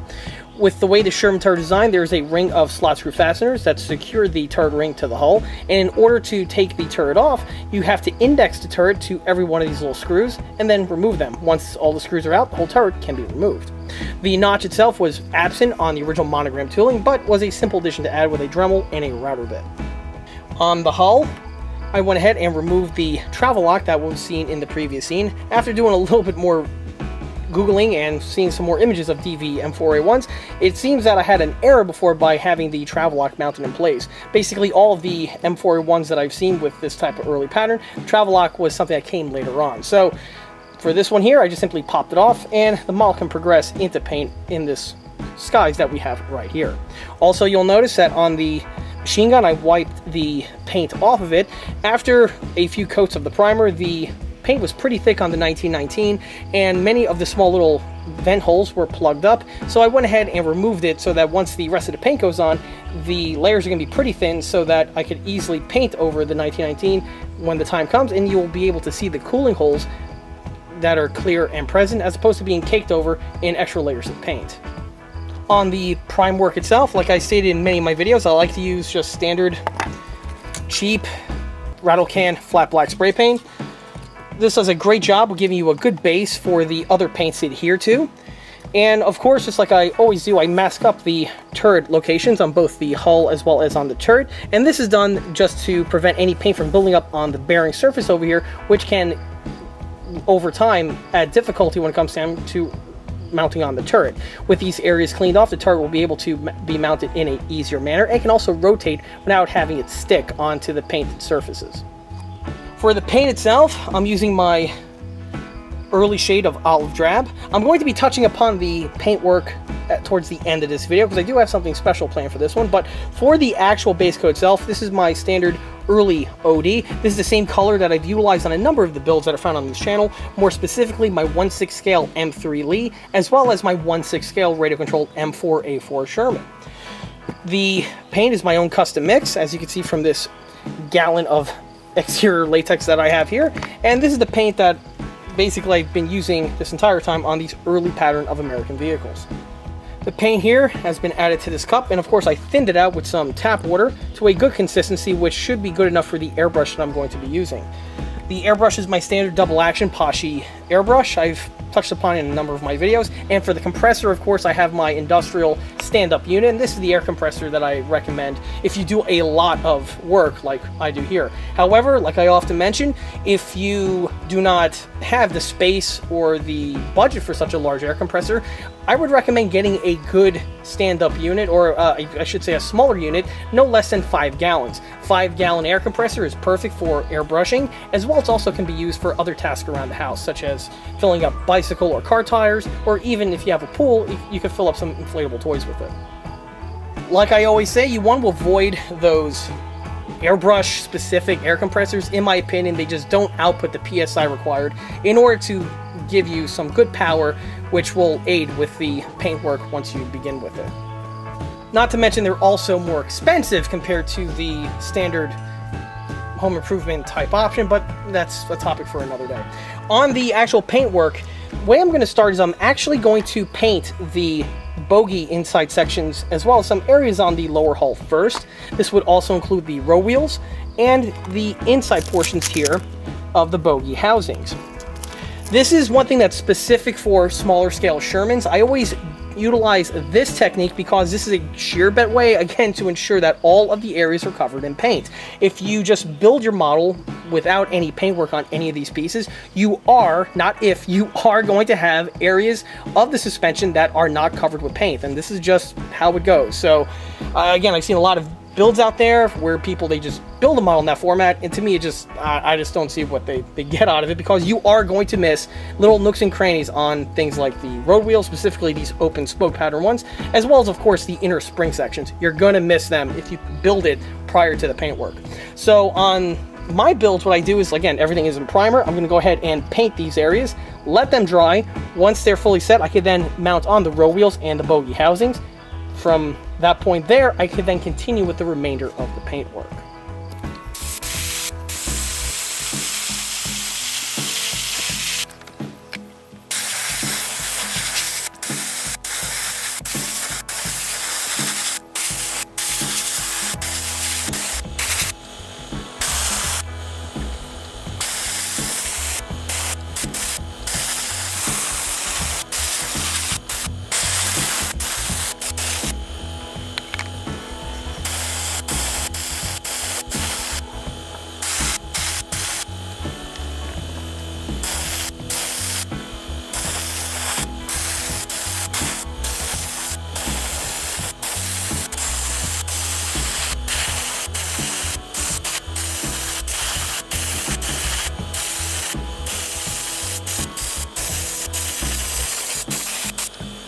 With the first coat of paint that was added to those locations now fully set, at this point here, before I can continue with the paintwork, I can go ahead and assemble the running gear.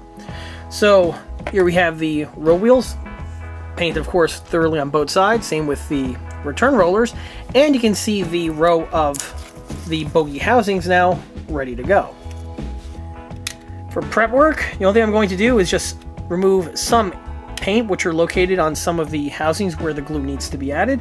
Of course, with the glue in place, this can't act as a barrier and give the adhesives a weaker bond compared to having them bond with plastic on plastic, but you don't exactly have to be super thorough in this, just enough for the super glue to do its job. Just a few little score lines here and there should be plenty to scratch the paint off the required locations. Once that's taken care of, just add the glue to the areas that need to be assembled. Obviously, you don't want to put a drop on the sections that the wheels connect to because, you know, you still have to paint the tires, and that's best done by spinning them. So just press the unit gently so that the pegs all line up into their corresponding locations.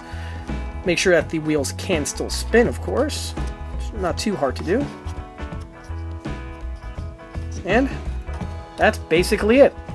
Now let's go ahead and repeat this until the entire unit is back up on its feet. So here's the tank with its suspension now remounted. The wheels spin absolutely freely. The return rollers are a bit sticky, so we'll see how that pans out when it comes time for actually painting them with the steel color. With that, of course, I will touch upon later. But this is, you know, exactly what you're looking for. From here, I could actually go ahead and continue with the base coat. But this now brings us to the turret. The turret, only thing I'm going to mount on it at this time here is the mantlet, because like I stated before, the inside portions needed to have been painted and primed, or I should say the other way around. But anyway, that's all completed, so at this point here, I could simply just add the drops of glue in the appropriate locations and get this unit fully seated in place. Perfect, just a small little drop of glue in the right location, and I'm good to go. The remainder of the turret, the base coat's pretty much done, so I could just flare it into the mantlet and the barrel section, and then, well, we could then progress with the remainder of the paint job. But before I can do that, the hull needs to be fully painted as well.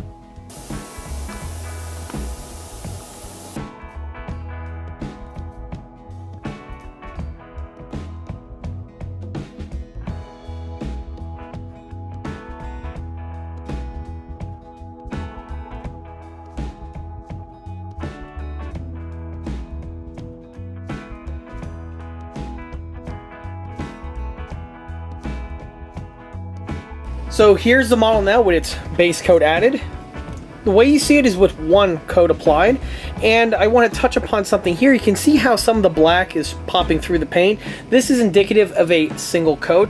If you want to crank up the opacity, you can hit this with one or possibly a tertiary coat in order to get it as opaque with the base color as possible. However, if you want to incorporate this with the weathering, this is another thing that can be done, because basically here goes some of your counter shading right here already done for you. So this is really up to the discretion of the builder.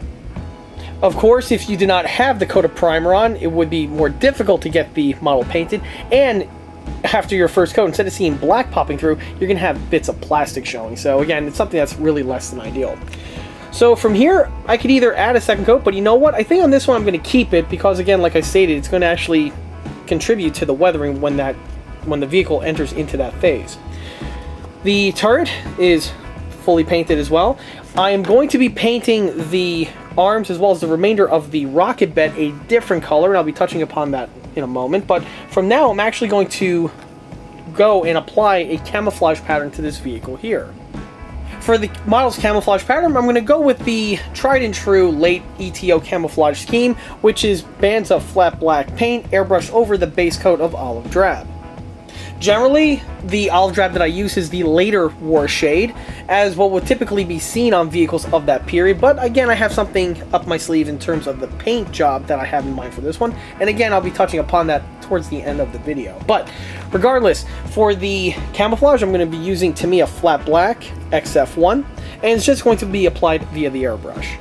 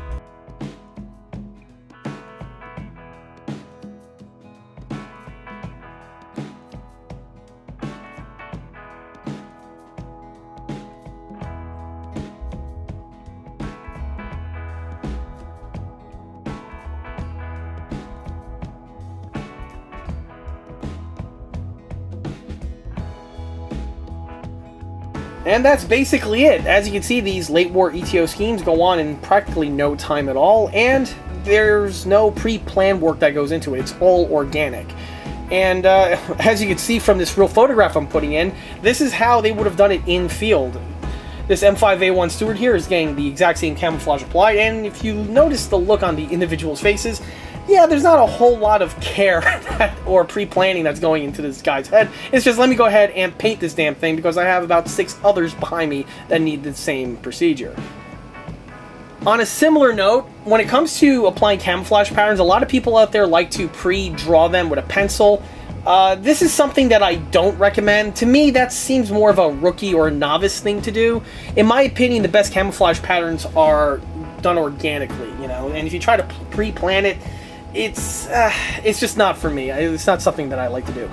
There are occasions where I have done that. However, that would be for something like a Merc camouflage pattern where you're really following a paint-by-number type system, so it would be beneficial to pre-draw it out with a pencil. But for like my World War II camouflage patterns, like my German tanks or my American tanks, or basically any type of vehicle outside of a Merc scheme, I basically just freestyle it and wing it, much along the same lines you've seen here. Which I'm sure some people are going to be saying, yes, but John, if you do it that way, what happens if you make a mistake? You put a blotch in the wrong location, or you're not, digging how it's coming out. What do you do then? Well, fear not, it's just paint. Basically, what would happen next would be a procedure that I call feathering. If you apply a paint job and it's either you have a blotch in the wrong location, or it didn't come out right, or for whatever reason you're not happy with the end result, what you do is you feather it. Basically, you take the base coat or whatever color that you're applying next, and you just go in there and you carve it out to a condition that better suits your aesthetics. So, like for instance, right over here, I tried to connect this area, and you see the paint kind of came out in a crude manner. Now I'm going to let this fully set and dry. If this leaves a ring of one sort or another, I'm going to go ahead and go over it again with the Tamiya black, which would then flare it into a more representable degree. So we'll see how that pans out. But yeah, no, many of my builds, I don't get it right on the first try on most occasions. Sometimes there's a blotch I don't like, or maybe I could do it a better way, and then I just go ahead and I just redraw it with the paint. And maybe after 1 or 2 attempts, then the thing starts looking more aesthetically pleasing. So again, it's all organic, and basically what grows on the model is how I tend to do it. So while the tank gets set aside so I could go ahead and let the paint dry further, I'm going to go ahead and apply the base coat to the rocket bed. The rocket bed itself is going to be painted with a darker shade of olive drab compared to the remainder of the vehicle. Again, becoming attractions on why. So from here, I'm going to go ahead and get my late 1940s, early 1950s shade of dark OD. I've already mentioned this paint in a few other videos. It's exterior latex, just like the base coat, and the same rules will apply with the application. So I'm going to go ahead and cut across to where the model is at a more progressed state compared to the way we see it in this clip. One thing that I do want to point out about the paintwork on the rocket bed is, just like with the exhaust area on the Sherman, as well as even the suspension, you want to first hit the little cavities on the undersections before you go ahead and start painting the remainder of the surfaces, because these areas here do require more attention, obviously because of the angles that you need to get into. It's really susceptible that you're going to be missing some spots. So if you notice, I've already started applying the paint into these locations here.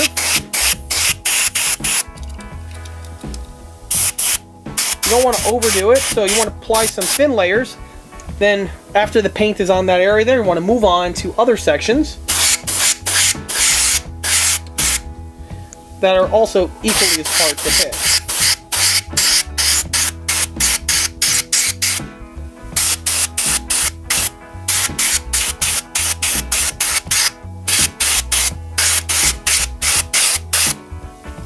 At this point here, I'm actually going to let it sit and dry, so that once the first coat is dry in these areas, I can then go ahead and hit it with a secondary coat. The secondary coat's not necessarily going to be as required on the easily hit surfaces, because again, with the way the paint applies, it gets these areas with less effort, and therefore it may not necessarily need a second or tertiary coat. With the hull and the turret going through its final phases. At this point here, it's also time to touch upon the tracks. The tracks here are the kit original ones that were touched upon earlier, but have been repainted and re-weathered to the configuration that you see it here. For the paintwork, I went ahead and of course used Tamiya flat black for the base. This was airbrushed on originally. And then for the teeth, I went ahead and painted them with the Tamiya olive drab. The olive drab was brushed on, and it was only brushed onto the guide teeth that we have on either end. This was done to both the outside, the inside, and the face portions of these parts. When it comes to painting the guide horns on Shermans, you have lots of options available. Just like with everything Sherman, there's about 3 or 4 different ways to do something and still be okay. The guide teeth, of course, were made out of metal, and they would have been finished with a multitude of different coatings, from oxide finish to a parkerized finish, and I've even seen some that are just straight up painted with a olive drab type coloring. For my models, I like to go with the olive drab type color because it gives some contrast to the track. So you have the rubber pad in the middle, and then you have the 2 metal sections on the end. If you have everything all black, or even with a parkerized finish, it tends to bleed all together unless you really know what you're looking for. But if you have it with the olive drab setup, obviously it makes it easier to tell the difference between the 2 materials. On weathering the tracks on this one here, I wanted to make them more worn and used compared to some of the other builds that have been showcased on this channel. Keep in mind, generally these tracks don't rust that often, or I should say that quickly, in context of the vehicle in question. You know, a lot of times guys like to over weather their tracks, but keep in mind, these vehicles when in service were still really brand new, and they wouldn't be in service for really all that long. You know, sometimes they'll get knocked out, or the tracks would be replaced. So the tracks really would not be sitting around long enough for the rust to develop on them. Generally, when you see surviving examples of vehicles that have really rusty tracks, keep in mind they've been outdoors for an extended period of time, and because of that, the elements will eventually start having their way at these surfaces. For this build, however, I wanted to replicate this tank as a very early DV Sherman that really survived all the way from the early war time period all the way to the end of the war. And for this type of vehicle, the rust will start to be seen on the tracks, specifically if the tracks for whatever reason were never changed or damaged for one, reason or another. And for this type of application, I started adding the rust, or I should say I already added the rust to the metal portions. The rust is the same paint that I've showcased in the other OTR videos. Only in those videos I went ahead and airbrushed them onto the surfaces. However, for this one here, because of the relatively small sections of metal on these tracks, they were applied via the paintbrush. Once applied, you get this nice little translucent look that we have here with the rust, where you can see that the tracks are rusting, but they're not overdone. In addition to the metal portions wearing down, the rubber sections would of course be wearing down as well. For the rubber, I went ahead and took some flat white in the airbrush, and I just airbrushed it over the inside and the outside, and I also rubbed it down, giving you the appearance that you see here. When the tracks of course are driven, the surface gets scuffed and worn on them, so you're not going to have that much white chalky type buildup found on the surface of the track, specifically if the tank was just driven.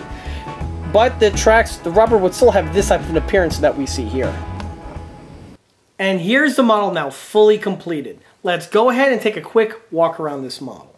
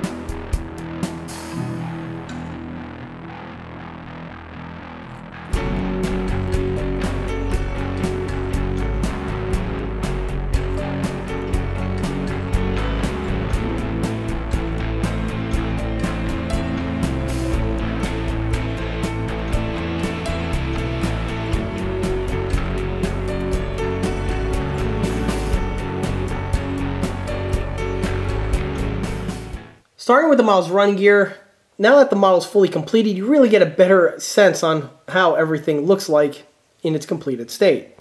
Starting with the swing arms as well as also the VVSS housings themselves. Like I touched upon before, these had those stupid Dremel tick marks that were added to the surface, and just like with many of the other surfaces on the model, was contended with the putty technique. And with the model fully completed, you really get a good idea on how good the procedure went. All of those stupid tick marks are completely eviscerated, and not only are those tick marks gone, but the texture of the putty left on the surface gives a more accurate look to the cast housings and really does improve the piece overall, even from its original stock format. Also, like I touched upon before, because the units were pre-painted separately and then assembled just prior to the model getting its final overcoat of base, all sections of the suspension are thoroughly painted, and there are no chances whatsoever of any section being left with bare plastic. Of course, being an ECA Sherman build, I do need to point out that on a build like this, the road wheels are rubber rimmed, but a lot of people tend to forget that that's not the case for the return rollers as well as also the rear idler wheel. On this pattern of Sherman, these components were just standard steel rimmed, and because of that, they would weather in the format that we have here. During the paint and weathering work, I took a brush of silver paint and just added to the face portion, as well as also a little bit of dry brushing was done to the side rim area of the rear idler wheel. A similar thing was also done to all of the return rollers, as these areas would polish very, very easy and quickly in operation. I have seen a few prominent YouTubers out there who build models that tend to not know this, and they painted these sections to represent rubber, and sadly that's just a huge inaccuracy and blemish on their builds. Jumping to the tracks, like I touched upon before, they were thoroughly repainted and reweathered to the condition that we have it here, and the installation went on without any sort of problems. The tracks were fitted to the vehicle after the vehicle's weathering work was concluded, as I normally do, and the tracks were a complete success. Like I touched upon earlier, the tracks were one of the wild cards on this rebuild because of the issue that I had with them when they were first built with the paints that were used, but as you can see, they were able to be polished up and turned around without any sort of problems. Moving to the front of the model, now that it's fully completed, you really get to appreciate all the details that I touched upon earlier in this video. This would include the cast texturing, the fender supports, the brush guards, the headlights, the lift rings, the whole 9 yards. One other thing, though, that I forgot to mention earlier was with the siren. The M4A1 in this early format had the siren either mounted on the fender, or some of them had them right over here on the front of the hull in this very unique looking brush guard. For this one, I went with the fender mounted version because the original kit had something in this format, although the original piece did not survive the paint stripping and rebuild process. In its place, I replaced it with a cast resin unit that I have on hand. Like I mentioned before, I have a mold of generic US AFV and Sherman parts that are commonly broken or lost on either a model that's a rebuild or an old model that I picked up off of eBay or something. And that mold is kept for, reasons just like the one we have here. The piece just dropped directly into place, and it really does enhance the model overall. One thing that you'll notice that the piece is drilled out. This was something that I made to the master prior to making the mold, so I don't have to keep on doing this procedure. And if you are going about this type of setup on your own build, it's doable. You need a Dremel with a router bit and a bit of patience. If you don't have the tooling or the experience, however, best to leave it alone because this is something you can easily screw up and ruin if that happens. With the piece drilled out, however, it does really improve the overall aesthetics of it. Also, you'll see the power cable that emerges from the rear portion of the siren and enters into the side of the hull. Again, this detailing would be present on the real unit and was simply fabricated of a thin piece of floral wire. Moving up, you get to see the bow hatches with their 3D printed brush guards, as well as also that spare Tallery blower fitted in place. On the rear portion here, all of the tools have been remounted. These are the kit original tools and were simply just cleaned up, painted and weathered to the format that we have here. For the handles, you notice on this one here, I went with a olive drab coloring. This is something that is common on World War II vehicles, and this is something that the builder does have some options with. The tool handles I've seen either left in their natural wood coloring, or I've seen them painted in OD. As for which one works for you, this is best left up to the discretion of the builder. If you want, you can have them either in the OD format or in the all wood format, or if you want to mix and match and go a little bit of both with it, that's also another option, but that's again left up to the builder's discretion. The tools that are supplied with the Monogram model are actually pretty good, and they can be utilized without any problems. For this model here, like I touched upon before, the only thing that I did then was clean up any sort of the residual glue marks that were remaining from when the model was first originally built and when I chipped them off at the start of the rebuild. One thing that I do want to mention though is with the tool layout. You'll notice, or if anyone's a Sherman aficionado, you'll notice that this layout is very different compared to several other Shermans that are found on this channel. And that's because of the M4A1 hull. The early M4A1 had a tool layout that was very different compared to the other welded Shermans that followed. Note the example of the shovel. It is located on the left side here of the hull, while on most Shermans this would be located on this area right over here. There are a few other small little differences with the tool layout, but those ones are some of the biggest. If you're working on an M4A1 and you see on the instructions that it's telling you to mount them in a different location than normally, go with the instructions because they tend to be in the appropriate location. On the rear portion, you get to see the photo etch mesh that I touched upon earlier, now fully painted, as well as also those metal lift rings. One other thing I want to mention, and it's something that's different on the M4A1, involves the splash rim. On later welded versions of the Sherman, there would be holes found in several of these locations that would aid to prevent water from puddling up in these areas.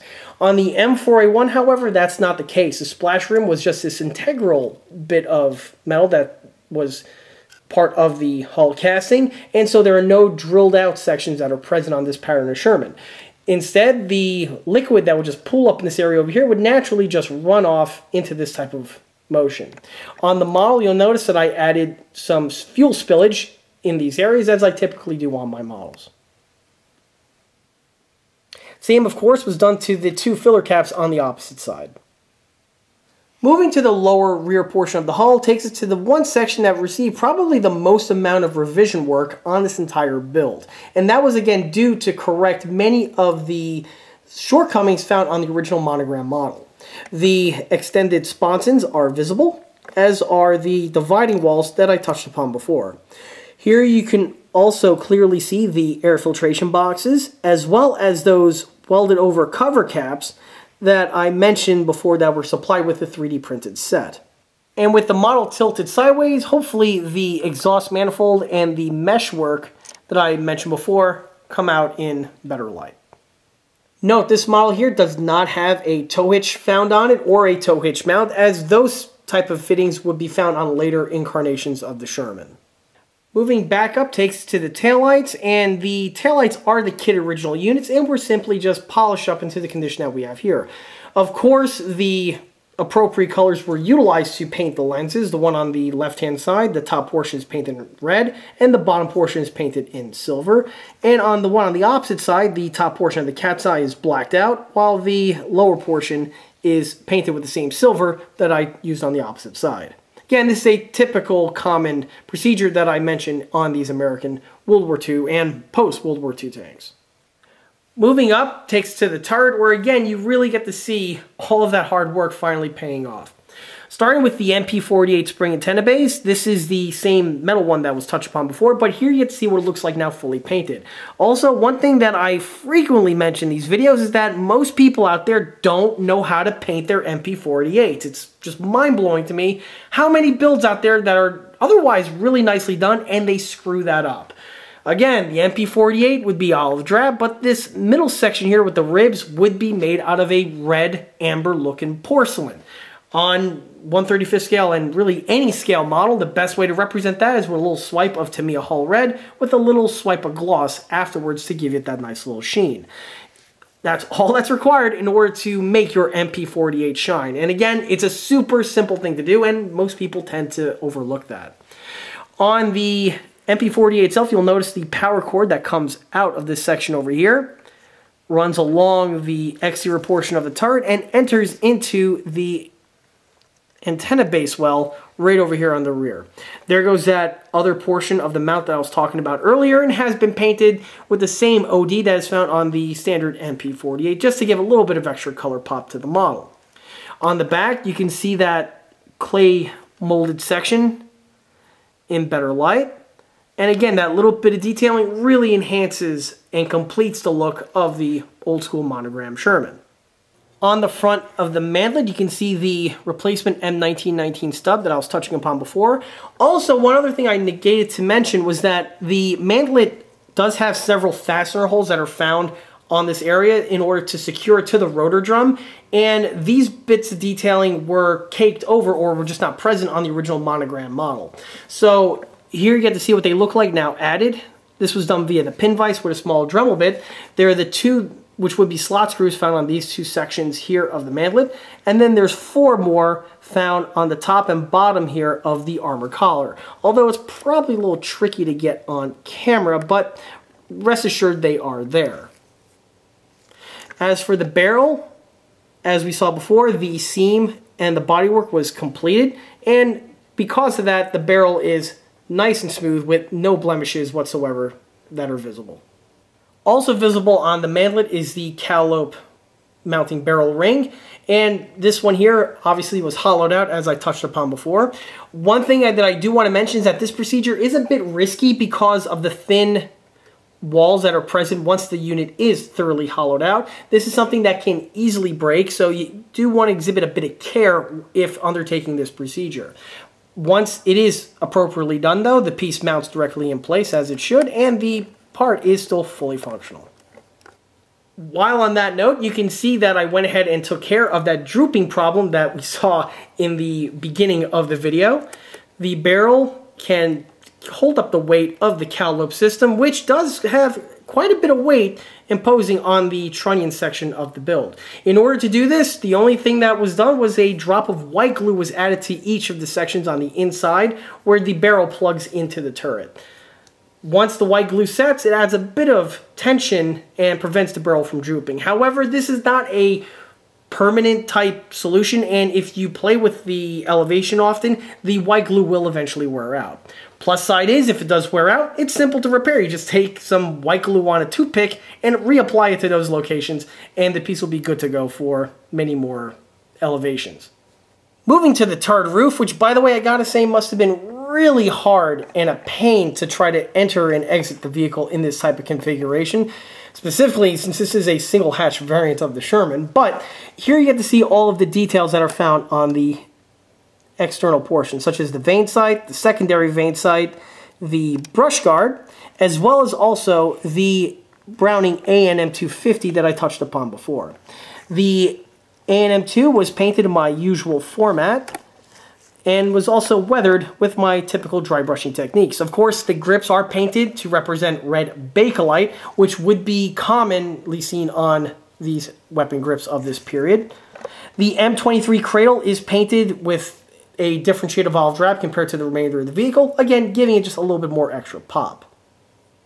The next bit of detailing to mention, and hopefully this comes out on camera, is with the firing cables and how they enter into the vehicle. Like I touched upon earlier, when the T34 system was fitted to the Sherman, it was intended for the firing cables to enter into the vehicle via the periscope that's found right there on the turret roof. Obviously, the periscope prism is removed, and then the wires just funnel directly in place. Here you get to see what the wires look like once they are funneled into this area. And by the way, this was actually no easy task. It was pretty hard to do. The wires just were stuffed into this little section. And again, the use of the dragon component was really beneficial for this. On the exterior portion right over here, hopefully that comes out in focus, you can see the cover cap, which would normally be that spring cover cap found on the periscope lid. Well, with the periscope out of the way, it's just in the open position, and the wires are just stuffed in with the piece kept open. The periscope lid itself was the dragon part and was simply mounted after the wiring was concluded, and I just mounted it in the propped up position that you see it here. The last bit of detailing to mention is with the Screamin Mimi or the T34 Calliope system, and that is with the firing cables. This was one of those details that when I started this build, I knew I was going to add to it, and this was for good reason. This is because the firing cables are probably the most important bit of detailing that's found on this setup, and it's also one that is not included with any of the other kits that are on the market. This is true for not just the old school Monogram model that we have here, but also true for the other subsequent new tooling releases that came out over the next few decades, such as the kits from Italeri, as well as also the one from Academy. Both of which negate this bit of detailing, and in my opinion, it is a must-have. These firing cables obviously are what's used to fire the thing when in use, and the cables are always present on the vehicle. As for the wiring themselves, you do have some creative licensing on exactly how the wires connect, but there is a format to the chaos. In fact, in the video description, and also you can see it on screen, I have an image that was taken from the actual World War II tech manual for the T34 system, and you really get to see how everything was wired in place. This photograph was very, very crucial in helping me with the wiring format that we see here on this model. And that's it for the detailing, which takes us to the paint and the markings. For the model's paintwork, I wanted to do something a little bit different compared to my other builds that are found on this channel and also in my collection. Like I showed before, this model is painted with a late war ETO camouflage scheme where you have the black bands sprayed over the base olive drab. Well, rather than going with my standard shade of olive drab like on the other builds that I've mentioned, this one here I did something a little bit different by using an early shade of olive drab. The reason why I went with this approach was because I was actually influenced from a photograph taken in 1945 at the war's end in Germany. And here you get to see a collection area where you have just about every single Sherman variant you could think of, even a Sherman Crab, which is kind of funny because it's an American assembly area. And one of the tanks in particular is a very early pattern M4A1 DV. And this was taken in 1945. This vehicle at this time was really lucky to make it to this point. And it's because of that why when I was doing this build here, I went to go with an early shade of olive drab. Basically, the idea that I had in mind was the tank was originally painted with the early shade of olive drab, and it survived to the point where Omar Bradley then gave the order to airbrush on the black camouflage, and that's what we have here. So, you know, like I showed before, those guys with the spray guns, yeah, they don't care what shade of olive drab, so you just go psst, and they're going to paint the pattern on it, and that's basically the configuration that I wanted to go with. But I also then wanted to illustrate that from there, this thing was upgraded to the T34 Calliope system. Again, these were mounted in field. These did not leave the factory mounted on these vehicles. This was a conversion set that you would pick a random Sherman out of the motor pool and you would actually weld it to the side of the tank. There's even a tech video on YouTube that shows the assembly and how to do it. It's pretty cool. Anyway, the Calliope system is, as you notice, a completely different shade of olive drab compared to the remainder of the vehicle. And again, this illustrates that this was something that was added on after the vehicle was not only originally painted with the base coat, but also had the camouflage pattern added later on. So that's why we have the light shade of OD, the black stripes, and the really, really dark shade of OD used for the Calliope system. It's one way to have the model tell a story, and it's one of those subtle things that you might not notice, but it's one of those things that, in my opinion, really make the model different compared to just, you know, painting it the same color as the rest of the vehicle. Which, of course, is doable, but I really wanted to have those three colors just pop out at the viewer. For the model's markings, I went with water slide decals. These are just a bunch of spare water slide decals that I had sitting in my decal bin, and were simply just went on the model without any problems. The entire model was then coated with VMS matte varnish for the same reasons that I mentioned before in my other videos, and that's because, well, the VMS varnish is of excellent quality and does a fantastic job sealing the decals to the model. Also, it does a good job preventing them from silvering, which is also an added bonus. The entire model was sealed with the varnish. This would include not only the hull, but the Calliope system as well. One other thing I want to mention about the varnish is that although the entire model is varnished, the one thing that I do not varnish on any of my models are the tracks. The entire model is varnished while the tracks are off of the vehicle, and the tracks are then fitted once the varnish is fully set and dry. This is true for not just the single piece vinyl tracks like on this one, but also for the workable track links that I mentioned in many of my other videos. One thing that I do want to mention though is that although the tracks were not present when I varnished the model, the silicone wire was, and fortunately the VMS varnish had absolutely no negative reactions whatsoever with the wires in question. As for the weathering, it's done in my usual format with the use of airbrushing, washes, filtering, as well as dry brushing. All of those mentioned techniques were utilized to bring the model up to the condition that we have here. At the end of the day, I couldn't be any happier in how this rebuild turned out. This was one of those builds that even after I finished the last brushstroke on it, I realized that it wasn't my best work, so it was tucked away in a dark enclave of the shop, never to be seen again.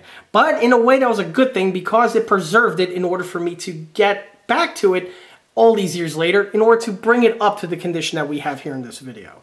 And with this model's condition being the furthest thing possible from an eyesore, it is more than qualified to take a prominent position in my display room, which for this particular build here is definitely something that is long since overdue. If you made it to this point of the video, I want to say thank you and congratulations. I know and understand how hard it is to keep people's attention for this long period of time in this day and age. And if you have stuck around to this point, that's probably because you learned a new trick or two that'll help assist you in your current or future modeling projects.